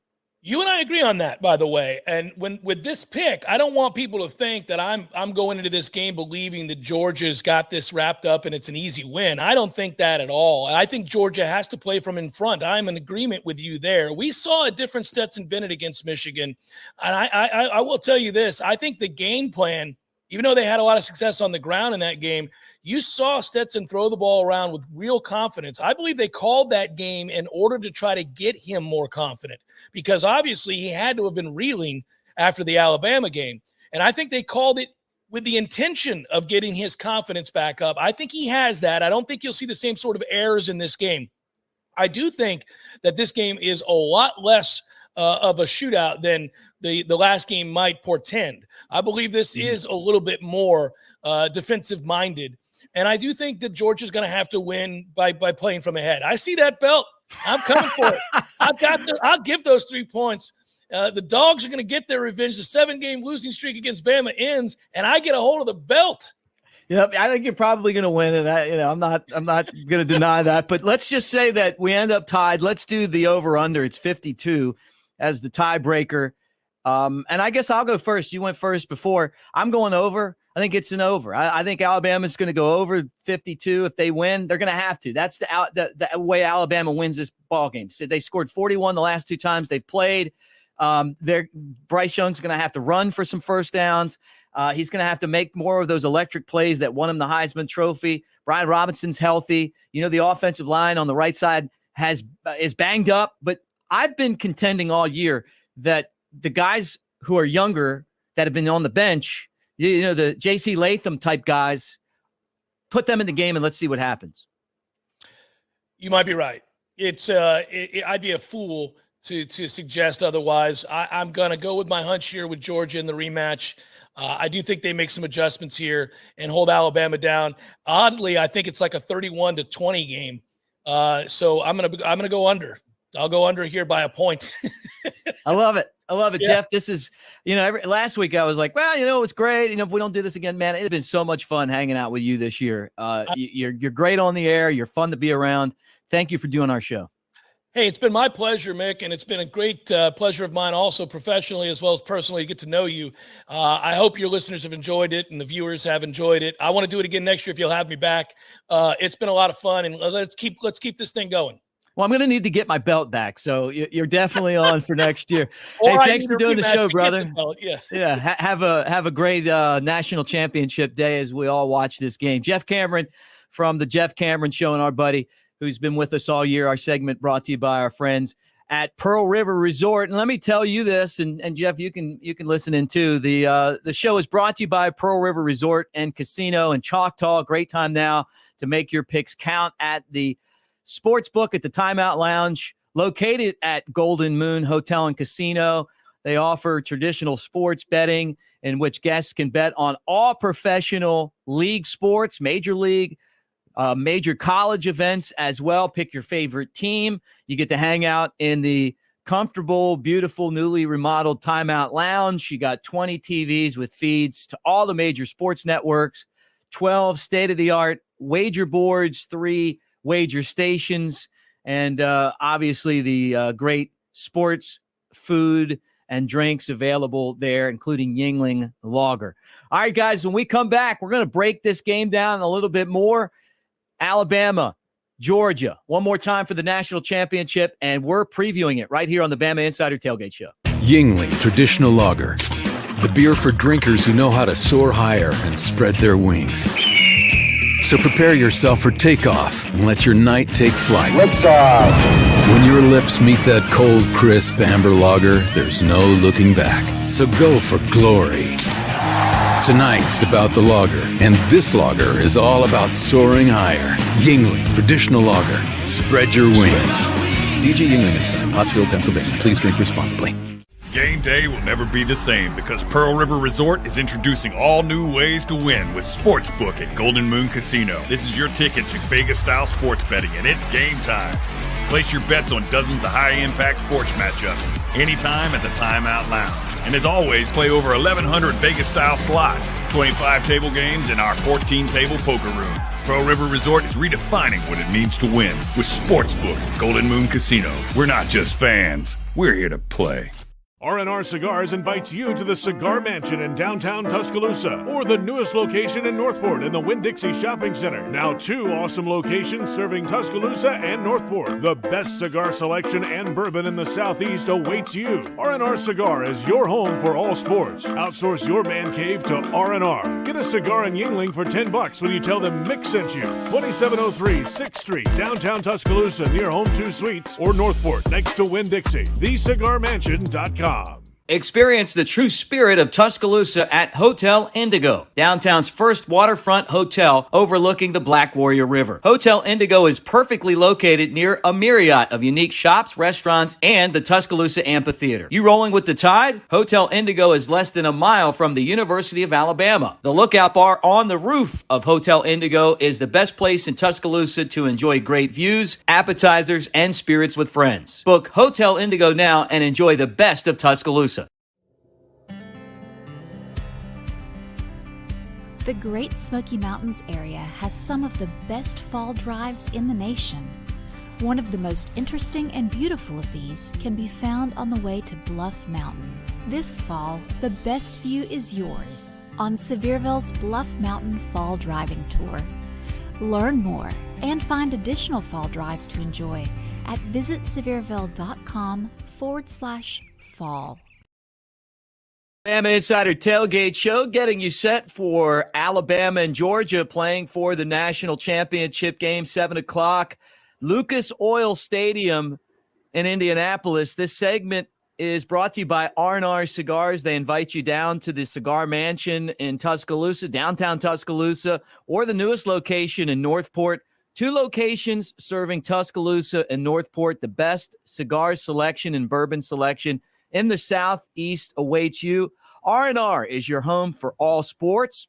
Outsource your man cave to R&R. Get a cigar and a Yuengling for $10 when you tell them Mick sent you. That's 2703 6th Street, Tuscaloosa, downtown, near Home to Suites. TheCigarMansion.com. 2 locations serving Northport and Tuscaloosa. And a guy that knows all about cigars and R&R is right. Brookwood's own comedian Rocky Dale Davis. How's it going, man? Roll Tide. What's up, brother? How you doing, dude? Doing great, man. Getting ready for the second matchup between Alabama and Georgia. And before we find out what you're doing and what's going on in the world of Rocky Dale Davis, what do you think about Alabama and Georgia Part 2? I love that everyone is saying how hard it is to beat a team twice. I love how they're saying that now they're going to rush 6 instead of bringing 4. I love it. I mean, I've seen the comments. It's like the first game didn't happen to people. It's like they just completely forgot. And I love that everyone's talking about how good Georgia is now and how much they beat Michigan, who to me wasn't a top 10 team to begin with. I never believed in Michigan the entire year. Aiden Hutchinson is not as good as Will Anderson. He's nowhere near it. So I love it, man. I think that Georgia obviously will play a better game, but they still have Stetson Bennett at quarterback, who I have zero faith in. Alabama and Georgia. Again, we saw this in the SEC championship game. What did you think about that matchup the first time they played? Everyone, including myself, figured the way that Georgia was lambasting everybody, they were just going to come in and take care of business against Alabama. Yeah, I assumed the same. Look, I said it all year because I used to live in Vegas, so I had some friends that live in California, and they told me Bryce Young is the best quarterback they've ever seen. And he came in, and those first, the week before we played Auburn, so that was a close game against a team that couldn't beat Hoover High School, And so I thought we were going to get mollywopped, and then we played the game that we should have been playing all year. This is the way we can play, and it was unbelievable. And so I think if we score once on Georgia, like one of those high-flying Jamison Williams kind of plays, I think it'll put them back in that old mindset, and I think we can win the game. But I don't know. They're going to make adjustments, obviously. But the first game was incredible. It was amazing to watch. So let's talk about you for a second. I see The Rock. You have The Rock cutout behind you. That's You're right. Rocky. He's Rocky, and you guys have kind of built a relationship. It's so weird because we're kind of like friends, dude. We're kind of friends. And it's a weird thing to be friends with a guy who has, I think, 270 million followers, and he follows 400 people in the world. And I'm from Brookwood, Alabama, population 1,800. And he follows me, and we're friends, and he comments on posts. We're going to do something together one day. And I haven't met him yet, but this is my closest thing. Shout out to Celebrity Cutouts. This was $60, and I just stare at it sometimes and look into his, beautiful blue eyes. How did you build that friendship? Dude, last year was awful. It was I guess 2 years ago now. The 2020 was horrendous. And I just started posting clips on social media. And I went viral on TikTok, and then a clip went viral on Instagram. And The Rock saw it and followed me. And when he followed me, I just made a video after I had, 30 or 40 shots of tequila, just saying thank you. And he reposted that video, and now he just randomly comments on my pictures all the time. It's just hilarious. Like, it'll be a guy from my hometown, who's been in jail 4 times. He's like, hey, man, love the content. Then under his content is The Rock, being like, hey, man, love your stuff. I'm just like, that's my friendships right there. I love it, dude. You talk a lot about Brookwood, Alabama in your act. That's where you're from, right outside of Tuscaloosa. Now, people that are watching you might not know about Brookwood, but when you're telling stories about Brookwood, what do people from outside of the area think? A lot of people don't believe the stories. There's some stories I can't say because they don't sound believable to people. That's a big problem I've always had is everyone thinks, because there's a lot of comedians that lie, and I lie too. I'm not going to deny that. But like a lot of my stories are based in like pure truth. Like we had the crane in Brookwood, Big Tom. When it moved, it was like a tailgating event because it hadn't moved for like 40 years. And so people were like lining up to watch it cross the road. It moved like, half a mile an hour. It was like the slowest thing, but everyone was like pumped to watch Big Tom move. We had a guy rob our bank in Brookwood, and there were some people outside sitting in the stands of the football stadium that's like right beside the bank. And one of the kids' moms worked there, so he runs over when he heard the alarm and tackled the bank robber and stopped the bank robber. So it's like, I'm supposed to say that, and everyone's like, "You're lying." I'm not. I love when people tell me I have a fake accent too. That's the best. They go, "Your accent's not real. You're putting on." I was like, "Dude, do you think that I would put on? Like that I would do this forever? Like this accent, people make fun of me for having an accent like this. You think I chose this? It is like my accent's not sexy. We don't, and out there we don't have that sexy accent. The girls do, the men don't. In Texas, it's like, McConaughey, like, all right. But I don't have that. I sound like I want to buy some pickles off of you, Yeah. Well, look, my wife went to Brookwood High School. So when I found out you were the Panther, the mascot back then, I mean, right away, being one of the greatest Panthers of all time, I had to give you a lot of respect for that. Yeah, I mean, I don't mean to toot my own horn here, but I think you could say Nick Saban is the greatest college coach of all time. And I think it's pretty safe to say you can say Rocky Dale Davis is the greatest mascot of all time. High school, obviously. But I was a two-time All-American mascot. I was a two-time mascot of the year. I never received a ribbon that was not perfect. And they renamed the mascot when I left Brookwood Rocky. I don't know if these little heathens have carried on the tradition, but I have a plaque that says the mascot is now named Rocky the Panther. So if they decide not to carry on tradition, that's between them and God. But I mean, yeah, I was unbelievable, man. I feel like when I was in that suit, because Brookwood, we would lose every game 70-0. But I feel like people look for me for inspiration, and I feel like I carried that town on my back, honestly. Love watching you perform live. Tell everyone as we hang out where they can find you on social media, maybe see you in person, and then give me your prediction on the Alabama-Georgia game. Yeah, you can follow me at Rocky Dale Davis on all social media. We have some tour dates coming up. I don't know when we're coming back to Bama. It's been tough to get a hold of the club there, but we'll be back soon. But it's at Rocky Dale Davis on all social media platforms, and putting out a YouTube special here in probably March or April. And the prediction for the game, I'm going to go 35-10 Alabama. Rocky, before you get out of here, I got to ask you about the bogeyman. Had you ever heard of the term bogeyman before this week? Or was that when someone asked Kirby Smart about the bogeyman? Do you think they meant boogeyman? Yeah, I think they meant boogie. But I haven't seen the bogeyman thing. Is this on YouTube? Yeah. Check it out. And we've been talking about it this entire show. Rocky Dale Davis, brought to you by R&R Cigars. Make sure you guys, if you're ever in the area and you want to see a great comedian, that you check him out. When we come back, we're going to talk with Adam Wheel. He's the guy that started the Gump hashtag campaign, the Bama Gump. You put on your Twitter. You want to be a Twitter, a Gump. He's the guy that came up with that. He and Trey Yannity. When we come back, more Bama Insider Tailgate Show right after this. Yingling Traditional Lager, the beer for drinkers who know how to soar higher and spread their wings. So prepare yourself for takeoff and let your night take flight. When your lips meet that cold, crisp amber lager, there's no looking back. So go for glory. Tonight's about the lager, and this lager is all about soaring higher. Yingling Traditional Lager. Spread your wings. DJ Yingling & Son, Pottsville, Pennsylvania. Please drink responsibly. Thinking about trading or selling your current vehicle? Make sure you get more. Barry Buckner for Tuscaloosa Hyundai. It's been an amazing year, and to keep it going, we need your car. We'll buy your car even if you don't buy one of ours, and we'll pay you more for it. Trading or selling at Tuscaloosa Hyundai, get more. Corner of Skyland and Hargrove.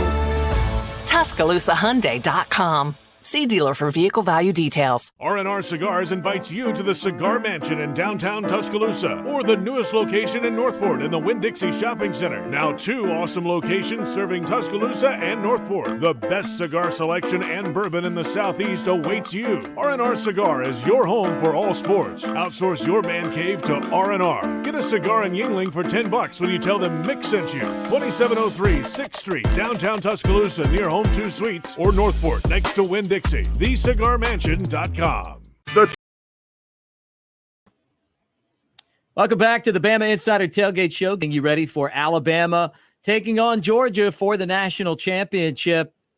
Glad to have you guys with us, whether you're watching on the Bama Insider YouTube channel. Like, subscribe, hit the thumbs up as you hang out with us, or maybe you're listening on Jocks Radio in Birmingham and Tuscaloosa, our flagship station. We appreciate all of you guys being here. This is what we do. Every single game, we get you ready for Alabama football. Hey, this segment's brought to you by the great people at Tuscaloosa Hyundai, including our good buddy, Barry Buckner. Trading or selling your current vehicle? Make sure you get more. Barry Buckner for Tuscaloosa Hyundai. It's been an amazing year, and to keep it going, we need your car. We'll buy your car even if you don't buy one of ours, and we'll pay you more for it. Trading or selling? At Tuscaloosa Hyundai, get more. Corner of Skyland and Hargrove. TuscaloosaHyundai.com. Right there on the corner of Skyland and Hargrove. It is great to have Trey Yannity on the show as always, and great to have Adam Wheel, one of the big names right now in Alabama athletics, and that's because, Adam, you kind of spearheaded, you came up with the idea for the emoji, the Gump emoji. Tell us about this emoji and Roll Tide, guys. Roll Tide. Thanks for having me. It's been a wild week. It's not a week that I expected to have going into it.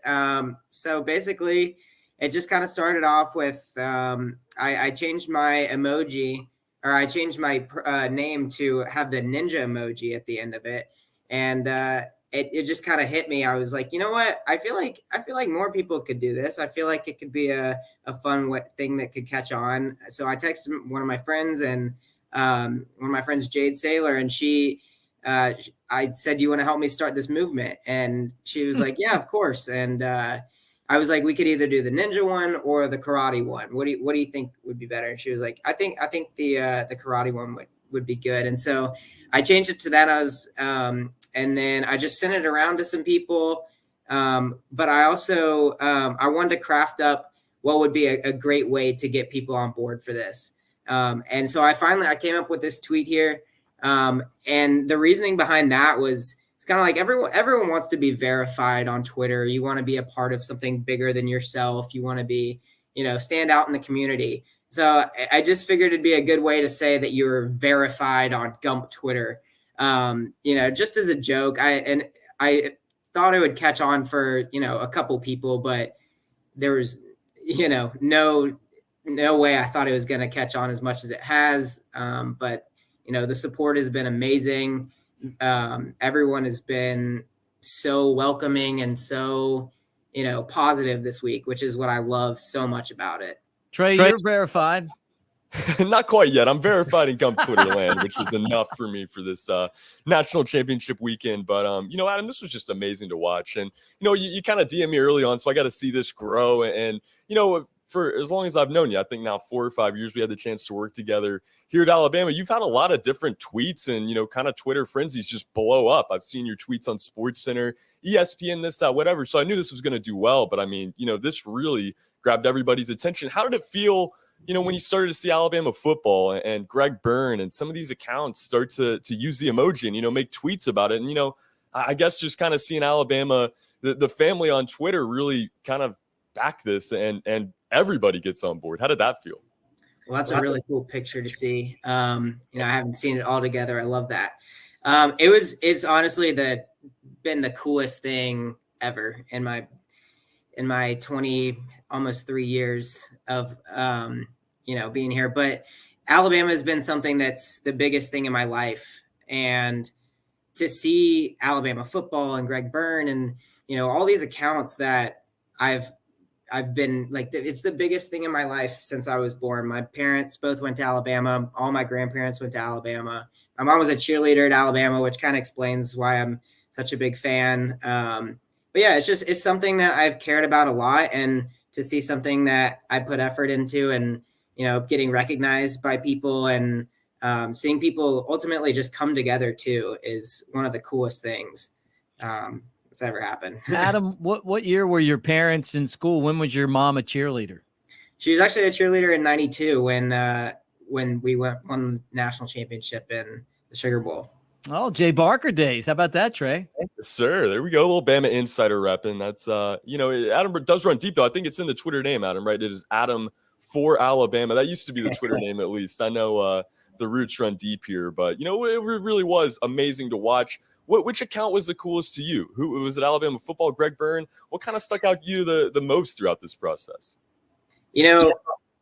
I've been quote tweeted one other time by Alabama football, the official account, or they retweeted me or something. And like you said, I've been on SportsCenter, I've been on ESPN. That doesn't really matter to me as much as the Alabama football account, the real, Alabama football official account with doing something with my name in it, of something that I've cared about my entire life. That was so, so, so cool to me. So what's the official name for this? The Gump Twitter, the Gump verification? What do we call this? So it was, Gump Twitter. A lot of people are thinking it's a new term that I came up with, but it's really not. It's been in, over my timeline, at least for years now. I don't know exactly who came up with the term, exactly where Gump Twitter came from, but I know, people would call Alabama fans Gumps because of Forrest Gump, and I've had to explain that a million times this week. But yeah, it's not a new term. I didn't come up with it. It just was the term that I used that I thought everyone else knew, was Gump Twitter. No doubt about it. You guys are watching or listening to the Bama Insider Tailgate Show, getting you ready for Alabama, looking for national championship number 19. Let's move the helmet sticker, right? If the guys can win this football game. Start with you, Trey, then you, Adam. What do you think about the game? Give me your breakdown of this matchup. We talked about it all week, and this is something that I still am making my mind up. I gave a score prediction on Thursday night on our prediction show there, but I don't think until we get into this game, we see a drive for both teams, we're really going to know what this game's going to look like. Because this is number 1 versus number 2, and that's legitimate. These are the two best teams in the country going head to head. And I've gone back to Stetson Bennett's quote from earlier in the week over and over again. Who's going to execute and who's going to adjust to the wrinkles in the game? That's who's going to win this game. Right now, as we record here on Saturday night, this game is still 48 hours away, and there's a lot that can happen between now and then. Even I want to wait till this game starts to see the energy. I know Alabama's going to bring it. I know Georgia's going to bring it as well, but who's going to make the adjustments, and who's ultimately going to execute better? That's who's going to win this game. If I had to pick right now, we're on the Bama Insider Tailgate Show. I think Alabama's going to get national title number 19. It's Nick Saban, and this group is incredibly motivated and incredibly hot right now. So the sky's the limit, but this is a really, really good Georgia Bulldogs team on the other side. Adam, I know you're living in Atlanta now. What's it like over in Dogland? I have a ton of friends that went to Georgia who are all going to they're going to blast me with these Crane Karate Kid emojis. I just know it if they were to win. So I do have a lot of Georgia friends, but I'm feeling good about the game. If there's anyone that can get their team up for the national championship, it's Nick Saban. And especially against Georgia. We played them in the SEC championship a few weeks ago, but at the same time, it's a brand new ball game. We looked good. The score looked good, but at the end of the day, this is a brand new game that, score 0-0. They're going to come out fighting. We're going to come out fighting. And like you said, Trey, it's all about who executes. They've got a great tight end that I'm extremely worried about right now. He had a great game against us that, it doesn't go talked about enough, in my opinion. And they're a really good team. They had a really, really good season. But like I said, also, I'm also really confident in Nick Saban being able to get his team up for the national championship. Yeah, Brock Bowers is a great tight end for Georgia. All right, guys, last question. Alabama wins. Who's the MVP of the game? Trey, start with you. I think if Alabama wins, it's going to be Will Anderson, because I think that this defensive front is going to just frustrate Stetson Bennett to no end. And that's how Alabama wins this game. You limit Georgia running the football. You put a lot of pressure on Stetson Bennett, make him make those difficult throws. We've heard about, how good this Georgia team is and how they dominated schools throughout the country. How many of those games was Stetson Bennett really pressured? How many times did he have to make a tough decision? SEC title game, we saw him make some tough decisions. He made some poor ones too, and that's why Alabama was able to win that game. I think Will Anderson is going to create a lot of havoc, and Alabama pulls it out here. Adam? I'd say the safe answer in this game is going to be Bryce Young. I think he's able to get out of the pocket, throw the ball. He's going to have a great game, in my opinion. But one underrated player who I hope has a great game and who I've been really impressed with this year is Dallas Turner. Mm-hmm. And we've all been over Will Anderson on defense, and he's the big guy who will sack the quarterback. But I really, really liked what I've seen from Dallas Turner, and he would be a surprise MVP in my opinion. Hey guys, let me remind all of you that Tuscaloosa is a great place to come visit, even when it's not football season. Every Saturday from 7 a.m. to noon, you got the Tuscaloosa Farmers Market right there on Jack Warner Parkway near downtown. You got the Tuscaloosa Civil Rights Trail. That's a self-guided tour that includes 18 stops around Tuscaloosa. The Tuscaloosa Amphitheater with great acts coming to town like Leonard Skennert, seen them there before, the group Alabama. Santana was there this year, Chris Stapleton, so many more, and Druid City Music Hall. Check it out. Tuscaloosa, always a great place to visit. And guys, thank you so much for joining us. Of course, Trey, a big part of the Bama Insider channel. And Adam, congratulations for starting this trend. Hopefully Alabama wins and we keep we keep this thing going for a while. I completely agree. And I'm waiting and hoping that we get to see a Nick Saban Crimson Crane at some point. That would be great. Hey guys, thanks for watching the Bama Insider Tailgate Show. And Alabama taking on Georgia. That is a 7:00 game. We appreciate all of you for being a part of the show, for everyone that was involved, including our great sponsors, Yingling Lager, Screwball Original Peanut Butter Whiskey, Pearl River Resort, Tuscaloosa, and so many more. Thank you for being here. Roll Tide.